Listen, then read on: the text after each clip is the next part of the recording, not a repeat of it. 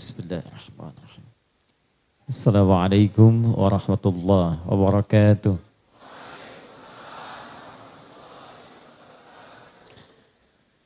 Alhamdulillahi nuris samawati wal ard, madiha wa asriha wa istiqbaliha. Nahmaduhu hamdan syakirin kama 'allamana an nahmadah wa nashkuruhu kama 'allamana an nashkurah. Allahumma antal muqaddim wa antal muakhir biyadikal khair innaka ala kulli syai'in qadir. Nusalli wa nusallimu ala afdalil anbiya'i wal mursalin nabiyyina Muhammadin wa ala alihi wa sahbihi wa dhurriyyatihi wa ummatihi ila yaumiddin. Amma ba'd. Fa ya ibadallah, usi nafsi wa iyyakum bitaqwallahi faqad fazal muttaqun fala tamutunna illa wa antum muslimun. Qala ta'ala, ya ayyuhalladzina amanu taqullaha haqqa tuqatih wa la tamutunna illa wa antum muslimun. Saudara-saudariku yang seluruhnya tanpa kecuali, saya ingin berdoa memohon kepada Allah semoga kita semua dirahmati dan diberkahi oleh Allah Subhanahu wa taala. Saat ini kita berada di Masjid Nurul Asri. Nur itu pancaran kebaikan yang mampu menerangi dan mendekatkan diri kita kepada Allah Subhanahu wa taala. Secara garis besarnya demikian. Kalau kata nur itu dimaknai terkait dengan makhluk. Karena itulah Allah Subhanahu wa taala memberikan pancaran cahaya-cahaya, bahkan menyebut dirinya dengan nur. Allahu nurus samawati wal ard, yang dengan cahaya itu bisa membimbing kita untuk lebih dekat dengan Allah dan menerangi kehidupan kita sehingga bisa kita bedakan mana yang benar, mana yang salah. Mana yang harus diikuti, mana yang harus dijauhi. Dalam menjalani aktivitas ini dan kita diminta untuk selalu dekat dengan Allah, maka kita diberikan kesempatan, modal waktu untuk beraktivitas. Modal waktu untuk beraktivitas itu dalam bahasa Arab disebut dengan asrun namanya. Jadi asrun itu bukan sore. Ada solat asar. Ya, ada orang mengatakan solatnya sore. Bukan.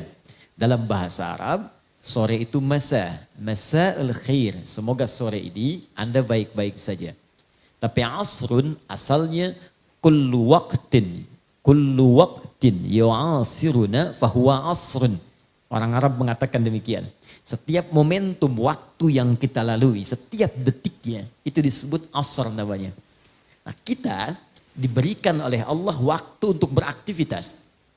Karena itu saat Allah menamai manusia terkait dengan pemanfaatan waktu beraktivitasnya, diberi nama dengan insan namanya. 65 kali disebutkan dalam Al-Quran. Jadi setidaknya kita punya 5 nama disebut dalam Al-Quran secara umum. 1, bashar, menunjuk pada aspek nafsu yang ada dalam diri kita yang dikombinasikan dengan takwa. Disebutkan 35 kali dalam Al-Quran, dan ini nama pertama yang oleh Allah diinformasikan pada malaikat dan jin saat kita mula akan diciptakan. Itu di Quran surah ke-15 ayat ke-28. Wa idh qala rabbuka lil malaikati inni khaliqum bashara. Ketika Allah menginfokan kepada seluruh malaikat dan sebagian jin yang ada pada saat itu, bahwa aku akan mencipta makhluk baru, bukan malaikat, bukan jin, dengan misi yang khusus untuk makhluk ini saja. Kenapa? Tahu dari mana jin sudah ada? Ayat 27-nya. Wal janna khalaqnahu min qablu min naris samum. Jin kami ciptakan sebelum manusia dari materi yang beda dengan manusia. Di kalau malaikat materinya cuma punya jiwa takwa saja, jiwa kebaikan. Karena itu malaikat sifatnya selalu baik, tak pernah kenal salah. Selalu tegas dan tuntas menunaikan tupoksi kerjanya. Itu diisyaratkan di Quran surah ke-66 At-Tahrim ayat yang ke-6. Di kiri agak sedikit ke atas di mushaf. La ya'sunallaha ma amarahum wa yaf'aluna ma yu'marun. Malaikat mustahil berbuat maksiat dan menunaikan tugas sesuai dengan tupoksinya, sempurna. Jadi kalau Anda ingin mencari yang sempurna, itu malaikat. Karena itu mustahil malaikat berbuat salah. Pernah dengar malaikat Jibril korupsi ayat misalnya? Tidak ada kan? Sempurna. Kita manusia tidak sempurna. Karena malaikat yang sempurna kita bukan, maka jangan pernah menuntut kesempurnaan pada manusia. Tidak akan ditemukan. Jadi kalau ibu misalnya ingin menemukan suami yang sempurna, nikah sama malaikat. Mungkin malaikat maut masih ada peluang. Lawan dari takwa itu nafsu, fujur nama lainnya. Yang diciptakan dengan jiwa nafsu saja itu hewan namanya. Karena itu hewan itu tidak pernah kenal benar. Dia tidak ada takwanya. Sama jiwa ini pun dimiliki oleh iblis, setan. Jadi malaikat tidak kenal salah, setan tak kenal benar. Baik, karena itulah kemudian di Quran takwa disebutkan 115 kali, nafsu disebutkan 115 kali. Nah, kalau digabungkan nafsu dengan takwa, ketemunya kita di situ, bashar namanya. Maka dalam diri kita ada potensi benar, ada potensi keliru. Yang mendorong jiwa takwa kita untuk berbuat baik, malaikat disebutkan 88 kali dalam Al-Quran. Yang memberikan was-was kepada nafsu supaya berbuat salah, syaitan namanya. Disebutkan 88 kali juga dalam Al-Quran. Di malaikat 88 kali, setan 88 kali.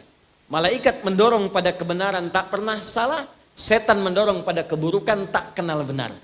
Di tengah-tengahnya ada kita, makhluk yang mungkin salah, tapi bisa kembali untuk tobat dan kepada jalan kebenaran.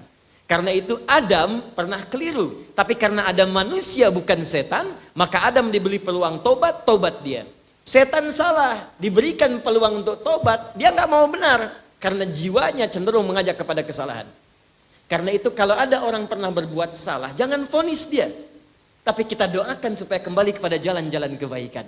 Kalau dia tidak mau tobat, patut ditanya, ini manusia apa? Bukan saya yang bilang, ini yang paling kencang nih. Ini manusia atau sedang dipengaruhi oleh setan? Demikian kalau prinsip ini satu aja kita bawa dalam kehidupan, nikmat kehidupan kita. Di rumah tangga tidak ada yang saling menyalahkan, karena tahu suami bukan malaikat, istri bukan setan. Papa kenapa sih yang gini aja nggak bisa, kemarin juga begini. Ma, papa kan bukan malaikat. Mama juga bukan setan kan. Makin ribut tuh. Jadi satu. Dua, ada yang disebut dengan ins. Pasangannya jin. Setidaknya 18 kali pasangan ini disebutkan dalam Al-Quran. Ya ma'syarul jinni wal wa ma khalaqtul jinna wal ins. Ins, manusia disebut dengan ins setidaknya memiliki 3 arti. Lawan dari ini langsung kalimat jin. Pertama, ins itu tampak, jin tersembunyi. Saya berbagi ilmu dasar ya. Di bahasa Arab itu kalau ada kata dibuka dengan jim dengan nun, itu umumnya pasti tersembunyi. Jim dengan nun. Jannah, surga. Kenapa disebut surga dengan jannah? Karena sekarang masih tersembunyi, belum nampak di pandangan kita. Janin, perempuan ada janin dalam rahimnya. Kenapa disebut dengan janin? Karena tidak tampak dalam pandangan mata kita. Langsung. Jin kenapa disebut dengan jin? Karena tak nampak dalam pandangan kita. Hanya satu kata yang dibuka dengan jim dan nun dan tampak. Itu jun. Jin dan jun. Jin, kenapa disebut jin? Karena tersembunyi. Fitrah jin itu saat diciptakan tak nampak. Ini saya kasih rahasia nih. Kalau ada jin melakukan penampakan, itu jin sedang kena masalah. Dia sedang keluar dari fitrah kehidupannya. Apalagi manusia yang cari-cari penampakan jin. Itu pasti sedang ada persoalan kurang sehat. Karena jin itu tersembunyi, jangan dipaksa nampak. Sebaliknya manusia disebut dengan ins karena tampak, terlihat. Lahir tampak, nangis kelihatan makhluknya. Tidak ada bayi dilahirkan, mana bayinya, mana nggak kelihatan. Pasti tampak. Karena itu fitrah manusia itu selalu ingin tampak. Pulang ke rumah tampak, berangkat ke masjid tampak, ke kantor tampak. Karena itu pengertian terbaliknya, kalau ada manusia senang sembunyi-sembunyi, itu sama dengan Anda yang bilang, bukan. Sama dengan sedang punya masalah. Ke rumah ada pintu depan lewat jendela. Ya, ke kampus sembunyi-sembunyi, ke masjid sembunyi-sembunyi. Itu sedang ada persoalan dalam hidupnya. Sederhana memaknai kehidupan itu. Kedua, manusia itu halus, lembut, jin kasar. Jadi yang makhluk halus itu antum, bukan jin. Kita, saya, Anda, halus, lembut, jin kasar. Karena itu tidak pernah ada jin menampakkan diri atau orang kemasukan jin yang lembut, itu nggak ada, Pak. Silahkan cek mana ada orang kemasukan jadi lembut. Ustadz mohon izin ikut pengajian ya, sedang kemasukan jin, mustahil. Kalau tidak mulutnya meracau, tindakannya pasti akan mengacau. Maksud saya, kalau ada manusia tiba-tiba menjadi kasar, tiba-tiba senang sembunyi, itu berarti ada persoalan dalam kehidupannya. Minimal, kata Nabi, ada lingkungan yang salah yang memengaruhi dia dalam kehidupannya. Kullu mauludin yuladu alal fitrah. Setiap yang terlahir itu ada fitrahnya. Dilahirkan dalam keadaan fitrah. Fitrah terbagi dua makna. Satu cenderung untuk mendekat kepada Allah, beragama. Itu di Quran surah ke-30 ayat 30. Paling kanan sebelah atas di mushaf. Ya, fa'aqim wajhaka lid-dini hanifa fitratallahi allati fataran nasa 'alaiha. Hadapkan dirimu kepada jalan agama yang benar, din yang hak, ditafsir di Quran surah ketiga ayat 19. Innad dina 'indallahil Islam. Cari sampai ketemu yang benar. Kata Allah kalau mau singkat nyarinya ya Islam. Kamu nyari kemana-mana, ketemunya akan ke situ juga. Nah setelah itu istiqamah di jalannya, itulah fitrah kehidupan. Jadi setiap manusia yang lahir pasti mencari jalan untuk ketemu Tuhan. Pasti cari jalan. Yang kedua cenderung pada kebaikan dan kebenaran. Karena itu sifat baik itu fitrah manusia. Walaupun dia belum beriman, ketika mulutnya berdusta, pasti hatinya menolak. Cukup jadi manusia, pasti punya potensi baik. Silahkan Anda cek, apa yang baik orang Islam saja, non-muslim banyak yang baik. Yang jujur, ada. Yang tawadhu, tidak sombong, ada. Yang sabar, ada. Cuman yang kurang apa? Iman. Itu poinnya. Jadi banyak orang kemudian bisa mengatakan, saya cenderung pada kebaikan, memang fitrah. Fitrah adanya. Kalau nggak percaya begini ya, contoh, tapi saya katakan dari awal, ini contoh, bukan untuk dipraktekkan. Contoh, iseng-iseng keluar masjid, pakai sendal orang. Contoh, awas. Bukan untuk dipraktekkan. Ya. Kenapa kau pakai sendal orang? Kata Ustadz, tidak. Contoh aja, Anda ketika mau pakai sendal orang, hati Anda pasti akan menolak. Itu bukan punya kamu. Yang ini yang punya kamu. Itulah ins. 3, ada yang disebut dengan An-Nas. 241 kali disebutkan dalam Al-Quran. Menjadi nama surah dan surah paling favorit hampir seluruh bagi umat Islam. Surah 114, Qul a'udzu birabbin nas. An-nas menunjuk sifat sosialnya, ingin mengesankan bahwa tidak ada manusia yang bisa hidup sendiri. Semua saling membutuhkan yang lainnya. Karena itu jangan egois dalam kehidupan. Orang egois itu susah hidupnya. Cek. 4, ada Bani Adam, setidaknya 7 kali disebutkan dalam Al-Quran. Contoh Quran surah ke-7 ayat 31. Ya Bani Adam khudhu zinatakum 'inda kulli masjid. Hei anak cucu Adam, kalau ada panggilan dari masjid kenakan pakaian terbaik. Bani Adam untuk menunjuk susunan nasabnya. Jadi tidak ada manusia yang hidup di bumi kecuali semua tersambung nasabnya pada Nabi Adam alaihissalam. Anda kalau mau cari-cari, ketemunya ke Nabi Adam, bukan ke monyet. Awas hati-hati. Kalau ada yang mengatakan manusia berasal dari monyet, katakan pada orang itu, selamat Pak. Mungkin Bapak dari monyet, saya tidak ikut-ikutan gitu. Semua pasti Allah udah kasih bocoran, Allah yang menciptakan kita, Allah yang tahu. Shortcutnya kata Allah, semua dari Adam. Karena itu aku sebut kalian Bani Adam. 7 kali disebutkan dalam Al-Quran. Bahkan mukjizat Nabi Muhammad SAW. Saat mulai dilahirkan, itu langsung diberikan mukjizat dengan isyarat Bani Adamnya. Lahir, bayangkan. Kebayang tidak? Belum. Lahir bapak tidak ada. Tapi nasab paling jelas sampai ke Nabi Adam. Silahkan cek. Makanya banyak syair memuji nasab Nabi Muhammad saking jelasnya ke Nabi Adam seperti bulan. Qamarun. Qamarun. Bulan. Wajah bagus, ganteng, hebat, luar biasa. Nasab nyambung.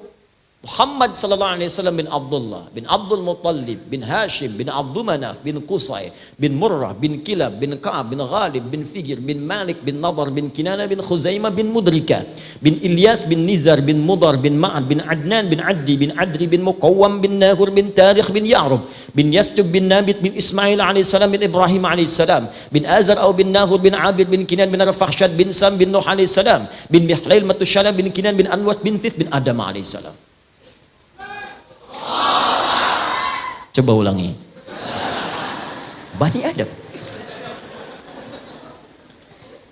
Dari Jogja ini ada yang nasabnya langsung tersambung ke Nabi Muhammad sampai Nabi Adam. Dari Jogja ini, dari Kauman, namanya Syekh Muhammad Darwish.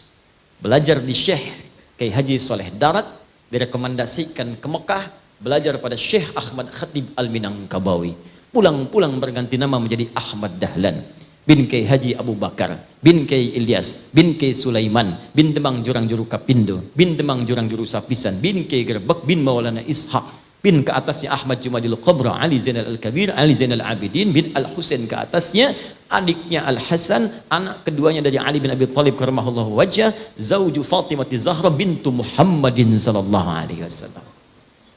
Al-Habib Syekh Ahmad Dahlan, pendiri Jam'iyah Muhammadiyah, 18 November 1912. Itulah Bani Adam. Baik, yang kelima disebut insan. 65 kali disebutkan dalam Al-Quran. Bahkan ada surah ke-76 di surah dengan namanya Al-Insan.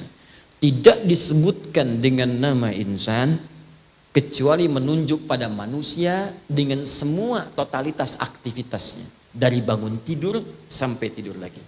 Apa kaitan dengan kata asar tadi? Ini yang ingin saya tunjukkan. Begitu dahsyatnya diksi Al-Quran, pilihan kata Al-Quran. Kalau ini bukan firman Allah, mustahil bisa begini, mustahil. Saya mengajar di Arab juga, bahasa Arab, dan banyak orang Arab tidak tahu bahasa Arab fasih kekinian. Dan semua orang Arab mengerti ini bukan kalimat biasa. Kalau bukan firman Allah, mustahil. Pilihan katanya sempurna. Di ketika Allah menyebutkan kalimat asar, tidak pernah disandingkan dengan kata ins, tidak dengan bashar, bukan dengan annas, dan tidak pula dengan Bani Adam. Tapi yang dipilih kalimat insan. Wal asr, surah 103. Innal insana lafi khusr. Kata Allah, demi waktu, masa yang aku berikan modalnya untuk manusia untuk beraktivitas. Ini aku kasih nih, sehari 24 jam. Aku kasih sepekan ada 7 hari. Aku berikan sebulan 29 sampai 30 hari. Silahkan gunakan. Silahkan beraktivitas. Masehinya ada 31 hari, silahkan gunakan.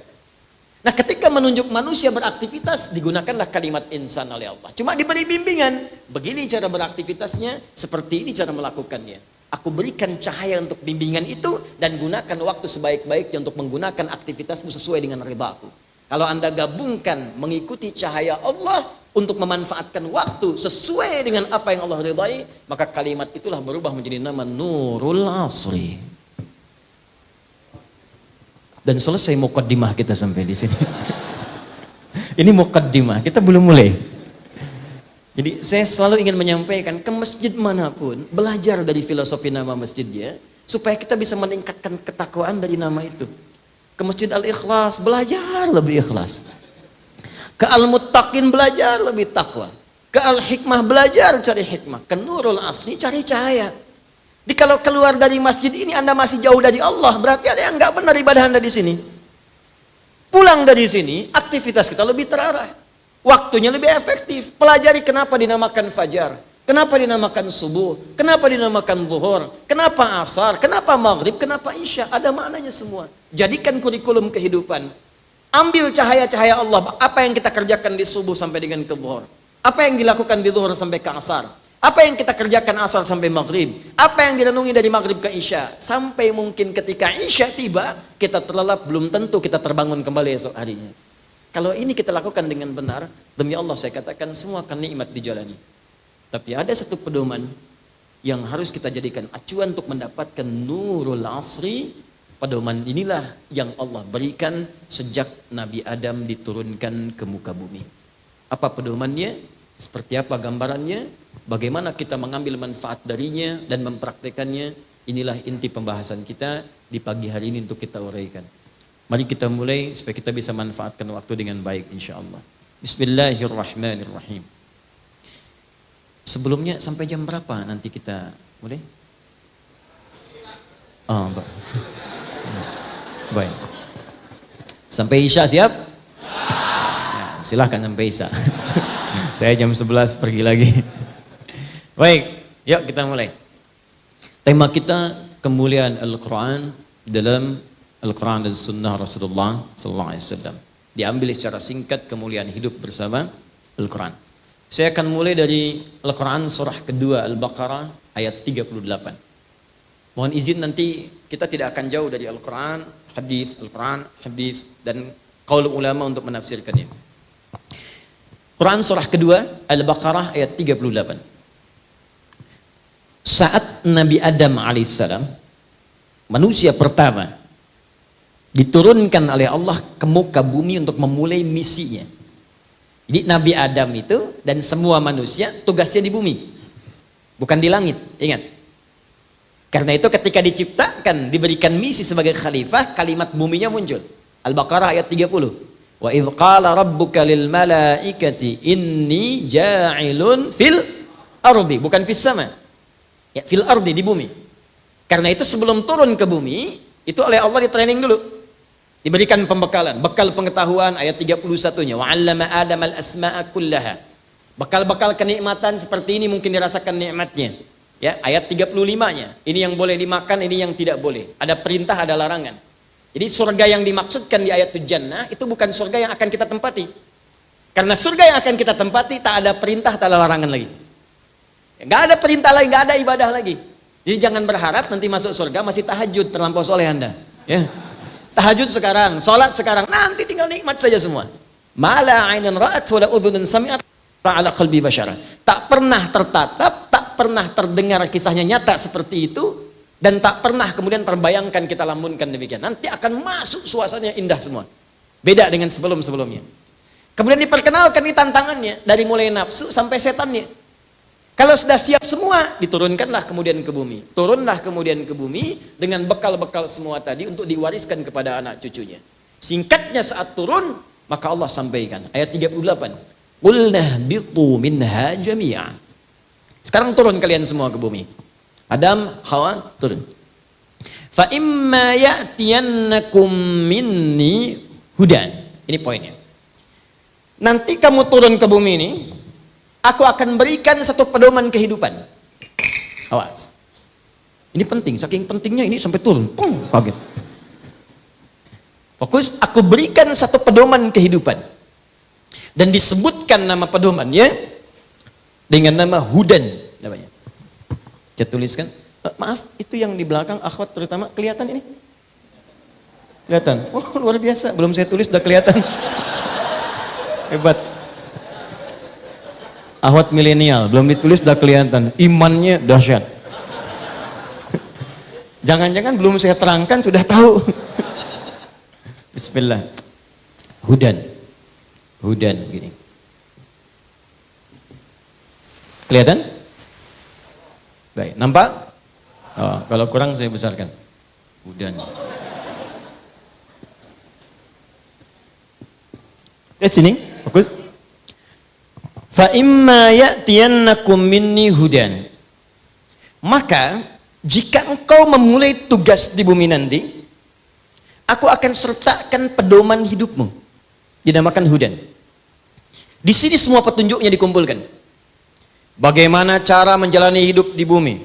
Kalau ingin bercocok tanam begini caranya, kalau ingin berkebun begini caranya, kalau ingin berkomunikasi begini caranya. Sifat sikap yang dihadapi seperti ini keadaannya. Tanah begini keadaannya, laut begini keadaannya, daratan, lautan, udara, ada semua di sini disampaikan.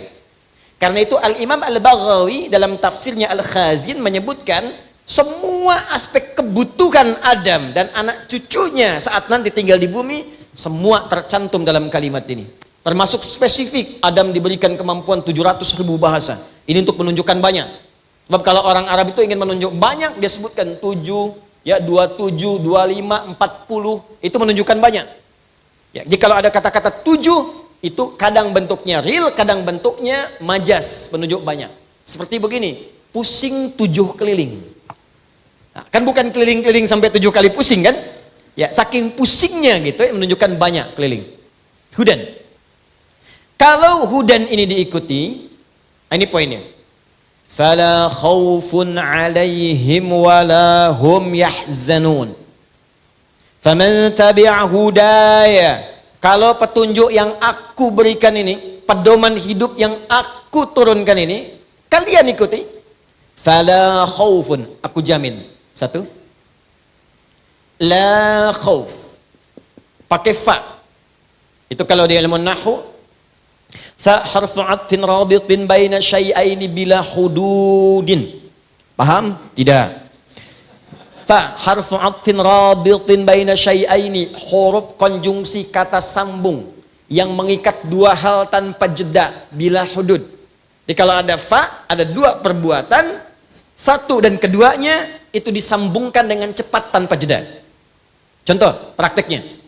Nabi Zakaria pernah sholat. Saat sholat berdoa kepada Allah supaya minta diberikan keturunan. Jadi begitu beliau sholat, minta kepada Allah, sholatnya di mihrab, itu diabadikan di Quran surah ketiga Ali Imran ayat 38. Hunalika da'a Zakaria rabbah. Qala rabbi habli min ladunka dzurriyyatan thayyibah innaka sami'ud du'a. Di mihrab itulah Zakaria alaihissalam sholat berdoa kepada Allah dalam sholatnya. Minta keturunan, ya Allah engkau pemberi tanpa batas. Orang mengatakan aku punya keterbatasan. Mustahil istriku punya keturunan karena dia divonis secara medis, monopos dan mandul. Aku minta kepadamu yang tak punya batas. Engkau pasti mendengar doaku. Kalau pada yang maha mendengar saya tidak dikabulkan, kepada siapa lagi aku mesti minta? Begitu selesai doanya, belum selesai sholatnya. Sholatnya belum tuntas, masih berdiri. Berdiri dalam bahasa Arab disebut qaim, qaimun. Sedang sholat belum selesai disebut yusalli. Itu masih qaimun yusalli di mihrab, fil mihrab. Tiba-tiba baru selesai doanya, seketika turun malaikat. Dari mana taunya turun malaikat seketika? Pakai fa, ayat 39-nya. Fanadathul malaikatu wa huwa qaimun yusalli fil mihrab. Annallaha yubashshiruka bi Yahya. Jadi kalau bahasa kita begini, baru selesai doa, seketika malaikat turun. Padahal sholat belum tuntas. Menyampaikan pesan, Allah menjawab doamu, dikabulkan, langsung istrimu akan mengandung saat ini juga, dan anak yang lahir diberi nama langsung oleh Allah Yahya, artinya hidup. Yang mustahil menurut manusia, lahir dari rahim seorang yang divonis monopos dan mandul bayi yang hidup, kata Allah nggak ada yang mustahil bagiku. Jadi dan terjadilah dia. Itulah fa. Jelas? Nah sekarang Allah mengatakan, kalau nanti kamu hidup di muka bumi, aku kasih pedoman.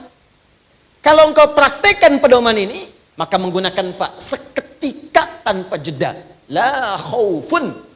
Aku hilangkan semua kegelisahan dalam hidupmu. La khauf, tidak gelisah, tidak takut. Lawan dari tidak takut, takut. Persamaan dari tidak takut artinya tenang. La khauf, aku jadikan tenang hidupmu. Kamu aktivitas apapun, kalau kamu pakai pedomanku ini, kamu akan tenang.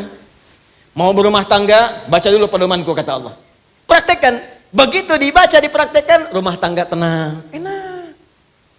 Masalah besar selesai dengan senyuman. Kadang-kadang sholat di atas sajadah tuntas. Tapi kalau enggak engkau gunakan pedomanku, nanti kita akan lihat. Kesulitan mungkin akan datang. Masalah kecil diperdebatkan, sampai semakin membesar. Kadang-kadang mau ke pengajian aja masih debat. Istri datang nanya suami, papa kita pengajian, siap mah? Mau pakai baju apa ya? Yang biru apa yang hijau pak? Nih, biru bagus mah, kayaknya hijau deh. Nanya tapi udah punya jawaban. Masih mending kalau dipakai, keluar kuning. Kata Allah kalau dipakai petunjukku, senyum selesai. Tapi kalau nggak dipakai, nggak akan tuntas. Ujung-ujungnya rame, ujung-ujungnya ribut. Ujung-ujungnya kriminalitas kemudian terjadi dalam kehidupan. 1, engkau gunakan petunjukku, tenang hidupmu. 2, wala hum yahzanun. Wala humnya taukid, yahzanun. Begini cara menerjemahkannya. Wawunya ataf ke sini, mengikuti hukum ke sini, dan aku jamin pula dengan cepat aku pastikan mereka itu, karena taukid, yahzanun, tidak akan pernah merasa sedih. Tidak sedih. Tidak sedih artinya senang. Jadi Masya Allah, sejak Adam diturunkan ke bumi untuk bertugas menjalani misi di bumi, hidup di bumi, itu kata Allah, nikmati hidupmu dengan senang. Nikmati hidupmu dengan tenang. Silahkan kemanapun kamu tenang. Di sini tenang, di sana senang, di mana-mana hatiku tenang. Seharusnya begitu. Bukan cuma jadi lirik. Memang hidup kita itu mesti begitu. Di rumah tangga senang, bekerja tenang, di kehidupan sosial tenang. Jadi semua garis yang Allah tetapkan dalam kita beraktivitas, ini konsepnya ke sini, Pak. Ya Allah tuh nggak ingin kita susah. Jadi kalau ada orang yang hidupnya susah, bukan Allahnya yang salah, manusianya yang tidak baca pedomannya. Buka akhir ayat 185 di Quran surah kedua Al-Baqarah. Yuridullahu bikumul yusra wala yuridu bikumul usra. Allah tuh menginginkan hidup kalian semua itu mudah, bukan susah, kata Allah. Jadi kalau ada orang hidupnya susah, bukan Allahnya yang salah. Mungkin makhluknya yang tidak baca pedomannya. Anda maaf ya, kalau mau ke sini Nurul Asri nggak tahu petanya, kan susah datangnya ke sini. Sudah berniat-niat datang dari awal, tapi petanya nggak dibaca, pedoman nggak dilihat, bagaimana bisa sampainya, Cepi? Susah. Makanya kata Allah, aku turunkan pedoman ini setiap masa berganti, maka akan diupdate sesuai dengan kondisi masanya. Tapi namanya tetap dengan kalimat yang sama, hudan. Karena itulah Bapak Ibu sekalian, teman-teman, setelah Nabi Adam pun meninggal dunia, muncul keturunan beliau berikutnya, setiap keturunan komunitas itu berganti. Kemanapun mereka beraktivitas, maka Allah akan mengutus dan menunjuk seorang manusia menjadi utusan untuk menyampaikan hudan sesuai dengan kondisi umatnya di masa itu. Utusan inilah yang disebut dengan Rasul. Jadi ada Rasul, ada Nabi, itu berbeda. Rasul pertama Nabi Nuh alaihissalam, Nabi pertama Nabi Adam alaihissalam. Nabi ditugaskan hanya untuk pribadinya saja, sedangkan Rasul ditugaskan untuk berdakwah kepada umat menyampaikan pesan hudan ini. Ustadz, kenapa Nabi Adam bukan Rasul? Karena Nabi Adam turun ke bumi, belum ada umatnya. Yang turun cuma Adam dan Hawa. Adam kata sejarah turunnya di wilayah dekat India, Hawa di wilayah yang sekarang jadi Saudi, yang disebut dengan Jeddah. Jadi kalau Anda datang ke Jeddah, kenapa disebut Jeddah? Salah satunya ada yang memaknai karena nenek moyang kita turun di situ. Nenek dalam bahasa Arab disebut dengan Jeddah. Ada yang memaknai demikian. Jadi kalau Anda nanti umrah atau haji, yang belum insya Allah saya doakan cepat berangkat. Ya, insya Allah. Tidak cukup dengan amin, nabung dulu. Siapkan nabung, siapkan. Ya, amin sampai kiamat kurang 2 hari. Kalau nggak usaha nggak akan dapat. Biasanya main ke Jeddah, pinggir pantai Laut Merah. Sekarang sudah nggak boleh jalan. Ada masjid kemudian disebut Masjid Terapung, Masjid Ar-Rahmah itu. Anda dari situ lurus sedikit belok kiri, ada sepeda ontel besar, orang menyebut sepeda ontel Nabi Adam. Ya, lurus. Kemudian sebelah kanannya di perempatan, jadi sebelah lurus, kiri ke kanan. Nah, perempatan yang lurus dengan kanan itu ada, kebayang nggak? Ya gitulah pokoknya ya. Nah, itu ada sekat begini, pakai batu bata warna krem, tulisannya Maqbarah Sayyidah Hawa, kuburannya Sayyidah Hawa.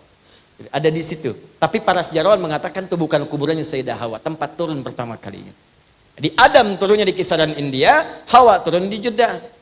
Mencari, keduanya saling mencari. Sampai berkumpullah kemudian di sebuah padang yang tinggi. Kelihatan dari jauh. Kayaknya saya kenal ya. Kayaknya saya tahu itu gerak. Emang pasti kenal, karena kan di bumi cuma 2 orang itu. Gak ada yang lain. Naik ke atas. Sesuatu yang tinggi naik sampai kelihatan Arafah. Sifatnya disebut dengan Arafah, jamaknya disebut dengan Arafat. Karena itu ada riwayat menyebutkan disebut dengan padang Arafah karena di tempat itulah keduanya kemudian saling mengetahui satu dengan yang lain. Selain riwayat kedua ketika malaikat Jibril mengajarkan pada Nabi Ibrahim tentang manasik haji. Lalu mengatakan Nabi Ibrahim, Araftul an, saya tahu. Disitulah disebut dengan Arafah. Karena itu wilayah itu digunakan untuk keduanya. Pertemuan keduanya naik ke atas bukit disebut dengan, maka turun puncak kerinduan, mempuncak pada saat itu. Kerinduan tertinggi dengan menghadirkan sayang disebut dengan rahmah. Maka bertemu di situ sampai sekarang disebut dengan Jabal Rahmah. Itu puncak untuk puncak. Maaf sekali, renungan. Bukan puncak cari jodoh. Tulis nama di situ. Simpan yang ditempel yang macam nggak usah di situ. Itu puncak renungan, kontemplasi. Di puncak itulah keduanya bertobat kepada Allah. Membacakan doa yang diabadikan di Quran surah ke-7 ayat 23. Rabbana zalamna wa illam taghfir lana wa tar lanakunanna minal khasirin. Adam tuntas, selesai, muncul keturunan berikutnya. Adam wafat, generasi berubah sampai ke Nabi Nuh alaihissalam. Generasi berubah sampai setelahnya, sampai ke Nabi Muhammad sallallahu alaihi wasallam. Secara singkat, setiap masa berganti, Rasul diutus yang berbeda. Setiap Rasul menerima petunjuk-petunjuk yang dengan petunjuk itu misinya tetap sama, disebut dengan hudan. Kitabnya bisa beda namanya, tapi esensinya tetap kembali ke sini. Contoh, kenal Nabi Musa? Bagus. Kalau kenal saya pulang. Luar biasa. Cukuplah ini kelihatan sebelum ditulis. Jangan kenal Nabi Musa. Saya kesuka bumi, hubud dunia. Suka itu hubun, bumi itu dunia. Suka bumi, hubud dunia. Kalau ibu kotanya dunia apa? Di Lampung, kota bumi, ya. Madinatul Ardi. Saya kesuka bumi, ceramah dan naik panggung. Saya tanya, ada cerah tentang Firaun. Ada yang kenal Firaun? Kenal. Hampir saya turun pulang. Nabi Musa diturunkan oleh Allah kitab kepada beliau. Apa nama kitabnya? Taurat. Nabi Isa apa nama kitabnya? Nabi Daud nama kitabnya? Zabur. Sekarang kita ambil satu contoh Taurat dalam Al-Quran. Taurat ditemukan di Quran surah ketiga Ali Imran ayat 3. Nazzala 'alaikal kitaba bil haqqi musaddiqan lima bayna yadayhi wa anzalat Taurat wal Injil. Baik. Ketika Allah memberikan kepada Nabi Musa Taurat, bimbingan kehidupan, maka Allah tidak melepaskan esensi hudan ini yang melekat pada nama Taurat itu. Dari mana taunya Ustaz? Buka Quran surah ke-17 ayat kedua. Wa ataina Musal kitaba. Ketika tiba zamannya Musa, kami berikan pada Musa pedoman, kitab, yang jadi acuan kehidupan bagi umatnya saat itu. Kemudian apa yang terjadi? Nama kitabnya Taurat, tadi sudah kita baca. Teruskan ayatnya. Wa ataina Musal kitaba wa ja'alnahu hudan li bani Israil. Taurat itu kata Allah, hudan, petunjuk hidup, pedoman hidup. Untuk siapa? Karena tugas setiap nabi sebelum Nabi Muhammad, tugasnya itu hanya regional saja. Bukan tugas universal. Maka Nabi Musa diutus untuk Bani Israel, pedoman untuk Bani Israel. Sebentar. Saya ingin petakan dulu supaya pemahaman kita menguat di sini. Sebelum Nabi Muhammad, itu semua nabi dan rasul tugasnya lokal saja. Lokal. Misalnya ini daerah Deres. Saya dengar Deres ya. Ya? Darsan. Dirsan. Dari bahasa Arab tuh. Daro saya dari su darsan, ya. Darsan. Darsan itu pelajaran. Mungkin di sini banyak pengajian-pengajian, kajian-kajian, gitu kan? Atau mungkin wallahu alam dulu banyak digunakan untuk orang tinggal yang mengajar, maka disebut dengan darsan kalau terambil dari bahasa Arab. Kembali teman-teman sekalian. Jadi ada nabi yang tugasnya di darsan saja. Ada nabi yang tugasnya di kauman saja. Ini contoh, ya. Jadi ada nabi-nabi sebelum Nabi Muhammad semua tugasnya lokal. Bahkan yang paling menarik, ada 2 desa berseberangan, nabinya bisa beda. Ini nyata. Ya, buka Qurannya. Kita ambil Qurannya dulu. Lihat Quran surah 51 Adz-Dzariyat. Ayat 24 sampai 30. Nabi Ibrahim dengan Nabi Lut hidup satu masa. Itu keponakan Nabi Ibrahim, Nabi Lut itu. Cuman dinasnya Nabi Ibrahim misinya di tempat A, Nabi Lut di desa B. Desanya bergandengan. Jadi kalau kita ada 2 desa berhimpitan, nabinya beda. Satu Nabi Lut, satu Nabi Ibrahim. Begitu Nabi Lut berdakwah pada umat, sering diejek, bahkan diancam, bahkan ditantang. Katanya mau diazab. Mana azabnya Lut?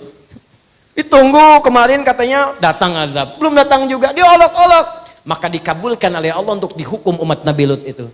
Diturunkanlah para malaikat untuk menghukum umat Nabi Lut. Sebelum datang ke desa Nabi Lut, mampir ke tempat Nabi Ibrahim. Mampirnya kapan? Dini hari sebelum subuh. Baca ayat 24-nya, paling kanan agak ke bawah. Hal ataka hadithu dhaifi Ibrahim al-mukramin? Kita ditantang oleh Allah tuh. Kamu pernah nggak baca, dengar kisah tentang Nabi Ibrahim yang kedatangan tamu malam-malam hari, dini hari, tapi masih dimuliakan oleh beliau. Idh dakhalu alaihi faqalu salama. Ketika masuk itu dia mengucapkan salam mereka. Assalamualaikum, assalamualaikum. Masya Allah. Anda tengah malam jam 2:30. Ada yang datang ke rumah. Banyak suaranya, 3, 4, 5 orang. Assalamualaikum, assalamualaikum.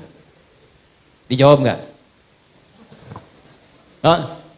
Tengok dulu misalnya. Begitu dia tengok di jendela, dibuka, kemudian gordenya terlihat. Masya Allah, jubah putih, rambut panjang. Assalamualaikum, assalamualaikum.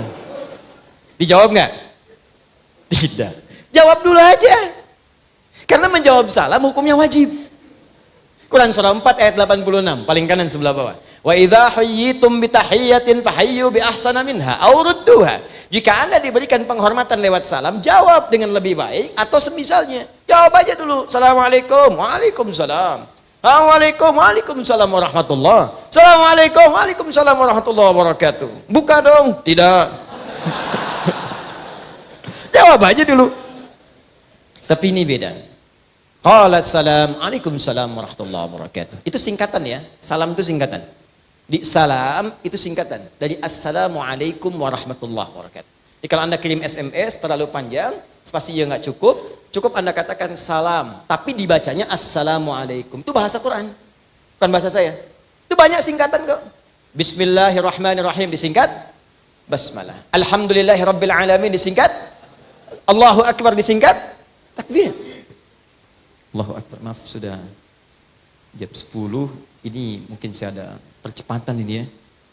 Saya mohon izin barangkali kita harus percepat, ada sesuatu yang penting yang harus dikerjakan. Jadi kita segera saja tutup dengan hamdalah. Hamdalah. Tidak.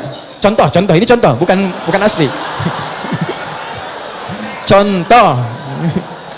Maka kita tutup dengan kalimat alhamdulillahirabbil. Kita masih sampai isya, tenang aja. Contoh. Salam juga begitu. Assalamualaikum warahmatullahi wabarakatuh. Bisa disingkat dengan salam. Begitu kemudian dibuka qaumum munkarun. Ini bukan orang kompleks ini. Bukan orang kampung sini. Kalau bukan orang dekat sini berarti capek perjalanan. Kalau perjalanan Allah jangan banyak ditanya, silahkan masuk. Faragha ila ahlihi faja'a bi'idlin samin. Tanya kepada istrinya Sayyidah Sarah, "Mama, ini ada tamu malam-malam. Apa menu terbaik yang kita miliki untuk menjamunya?" Kata istrinya, "Enggak ada, Pak." Lihat ke belakang, ada anak sapi lembu. Masih sempat sembeli, dibikin gulai malam-malam, gulai sapi. Langsung dihidangkan, faqarrabahu ilaihim. Langsung dihidangkan kepada tamu-tamu itu. Allahu Akbar. Tamu 2:30 masih nyari gulai. Untuk dihidangkan, ini kan luar biasa. Yang kita saja, Nabi Ibrahim itu Khalilullah, sangat dekat dengan Allah. Dijaga dari maksiat, ahli surga, Nabi Rasul. Kedatangan tamu jam 2:30 malam dijamu bikin gulai. Ada orang Nabi bukan, Rasul bukan, sahabat bukan, tabiin bukan. Surga belum jelas, amalan berantakan, hisab masih menegangkan. Cita-citanya surga Firdaus bersama Nabi lagi. Tapi belum tentu bisa mengerjakan seperti Nabi Ibrahim yang lakukan. Tapi persoalan muncul. Begitu kemudian sudah dihidangkan, tamunya diam aja. Kata Nabi Ibrahim, qala ala ta'kulun, kok nggak dimakan? Diperhatikan ya begini. Begitu diamati dari atas sampai bawah, lengkap sudah. Kakinya tak napak ke lantai. Udah. Wajah sudah begitu, rambut panjang, kaki putih, ya maaf jubah putih, kaki nggak napak di lantai. Kira-kira kalau antum dalam posisi itu, apa yang dilakukan? Udah nggak bisa ketawa tuh. Ya. Pingsan mungkin iya, takut, rasa takut yang tidak punya kemungkinan untuk mengelak disebut aujas namanya. Fa'aujas minhum khifah. Maka takut luar biasa, cuman nggak punya kesempatan mengelak, udah ada di situ. Tiba-tiba apa yang dikatakan tamu-tamu itu? Qalu la takhaf. Kamu jangan takut. Kami malaikat yang sedang menyamar. Nyamar jadi manusia, laki-laki seperti itu untuk datang ke satu kaum. Tapi karena engkau telah berbuat baik, kami cuma mampir ke sini, tapi diistimewakan oleh engkau. Maka Allah kirimkan berita gembira. Karena perbuatanmu yang tidak biasa ini, Allah berikan anugerah yang tidak biasa. Wa basyaruhu bighulamin alim. Istrinya yang divonis monopos dan mandul itu tiba-tiba diberikan anugerah berita pada saat itu akan mengandung seorang anak yang cerdas. Maka di sini ada rumus tafsir dari Al-Qur'an memberi isyarat pada kita kalau Anda punya kesulitan yang tinggi dan semua orang mengatakan mustahil. Apapun itu. Entah itu penyakit, entah itu pekerjaan, entah itu sebuah kesulitan. Maka cari amalan yang tidak banyak dikerjakan oleh banyak orang. Orang tidur, Anda bangun. Orang makan, Anda puasa. Maka Allah pun akan berikan anugerah kepada Anda yang tidak diberikan kepada umumnya manusia biasa. Itu yang dimaksudkan di Quran surah kelima ayat 35. Paling kanan sebelah bawah. Ya ayyuhalladzina amanu taqullaha wabtagu ilaihil wasilah. Kembali ke tadi. Ketika ditanya, qala fama khatbukum ayyuhal mursalun? Oh, kalian ini utusan, kalian malaikat, mau kemana mampir ke sini? Apa jawabannya? Inna ursilna ila qaumin mujrimin. Sebetulnya tugas kami bukan di sini, ke tempatnya Lut alaihi salam. Ada kaum yang di situ kriminalnya tinggi. Kaum pendosa yang nantang azab, kami diutus untuk mengadab. Bayangkan, desanya cuma beda sekat begini. Jadi dua desa, nabinya dua. Dalam dua distrik, beda nabi. Jadi semua nabi lokal, termasuk Nabi Isa alaihissalam, Yesus, Mesias, itu beliau tugasnya di wilayah sebagian Palestina saja. Jadi kalau nyampe ke Indonesia kejauhan, ya, daerah sana. Nah, cuma satu nabi. Jadi begitu sampai ke Nabi Musa, Taurat, Hudan untuk Bani Israel. Nabi Isa, Injil, Hudan, Bani Israel. Begitu tiba Nabi Muhammad, di sini inti pembahasan kita. Karena ini nabi paling istimewa. Didoakan oleh nabi-nabi sebelumnya. Disebutkan isyarat namanya. Karena itu Allah berkehendak, karena ini nabi yang terakhir, diutus untuk semua manusia tanpa batas, tanpa ada sekat waktu, maka kitabnya pun mesti istimewa, dan diturunkan di waktu yang istimewa, dan semua yang kena dampak kitab itu, semua akan jadi istimewa. Maka ketika diminta turun melalui malaikat Jibril, turunkan pada Muhammad SAW wahyu ini. Begitu turun, Jibrilnya langsung diangkat naik status menjadi Sayyidul Malaikati wal Mursalin. Pemimpin para malaikat. Kapan turunnya? Satu malam. Malamnya berubah naik status jadi malam penuh dengan pahala. Malam Al-Qadar. Malam istimewa. Jadi kalau kita ingin memberikan sifat keistimewaan pada sebuah waktu, tambahkan ta di ujungnya. Misal, lail itu malam. Kalau malamnya beda, bukan malam biasa. Malamnya istimewa. Beda dengan yang lainnya, tambahkan ta di ujungnya. Berubah dari lail jadi lailah. Begitu diturunkan wahyu kepada Nabi Muhammad SAW, maka nama Lail berubah menjadi Lailah. Inna anzalnahu fi Lailatul Qadar.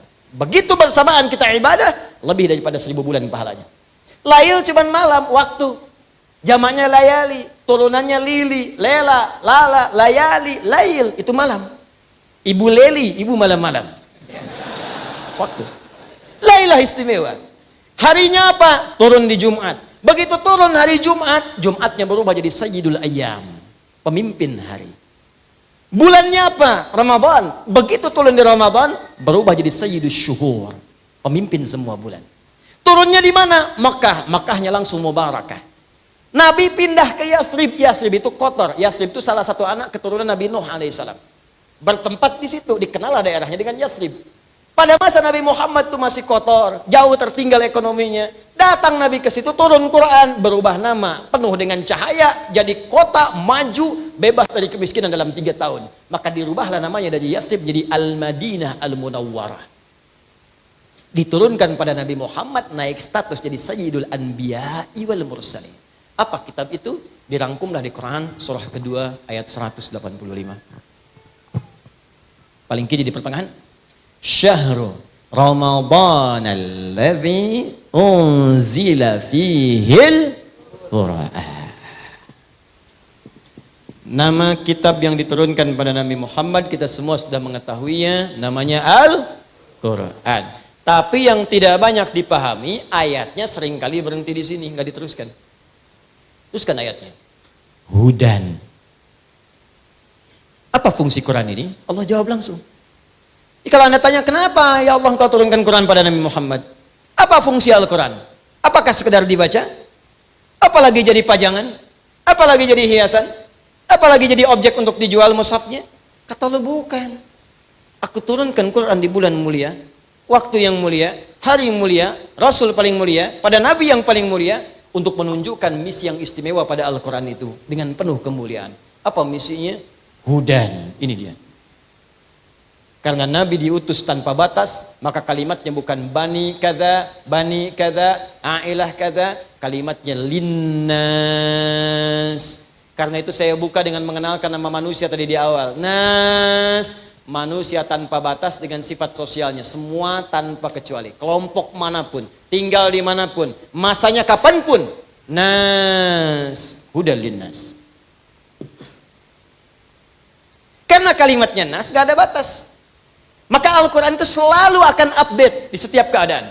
Di zaman Nabi sampai sekarang dijamin oleh Allah. Maaf, jangankan isinya, semua kalimatnya pun dijamin dijaga oleh Allah, tidak akan pernah berubah. Sampai kita kembali kepada Allah pun.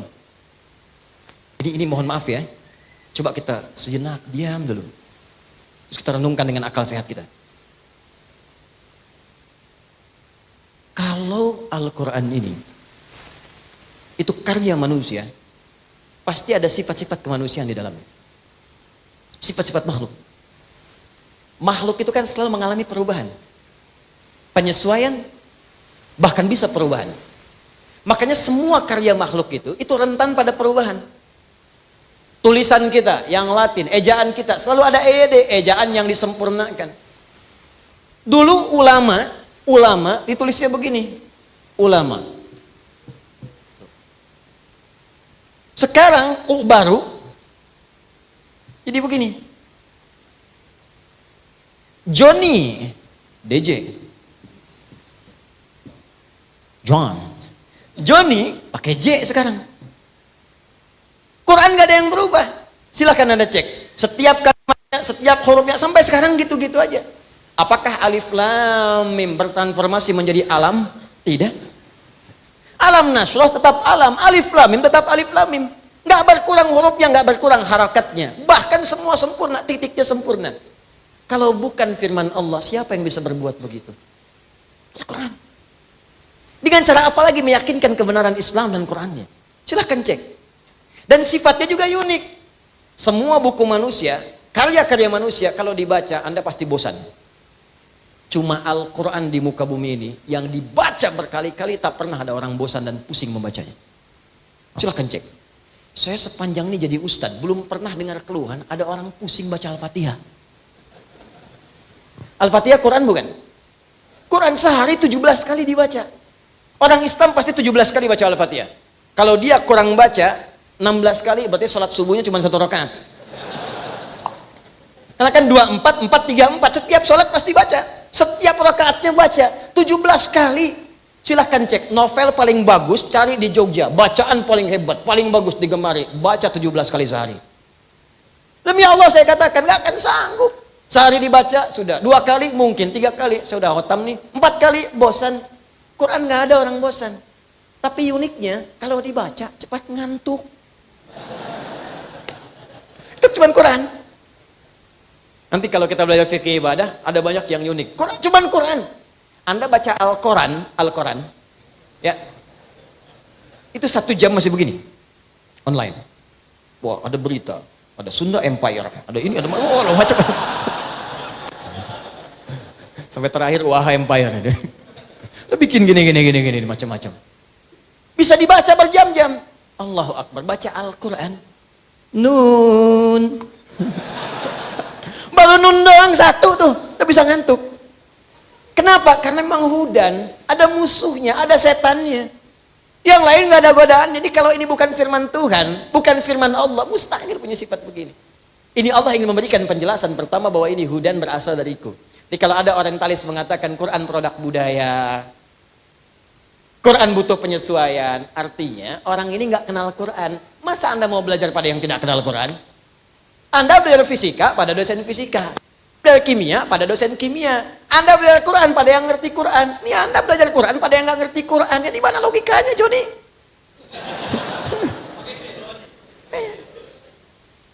Jadi kita tuh mesti ngerti juga, tempatkan logika kita sesuai dengan tempatnya. Ini belajar Islam pada yang tidak sholat kan nggak nyambung.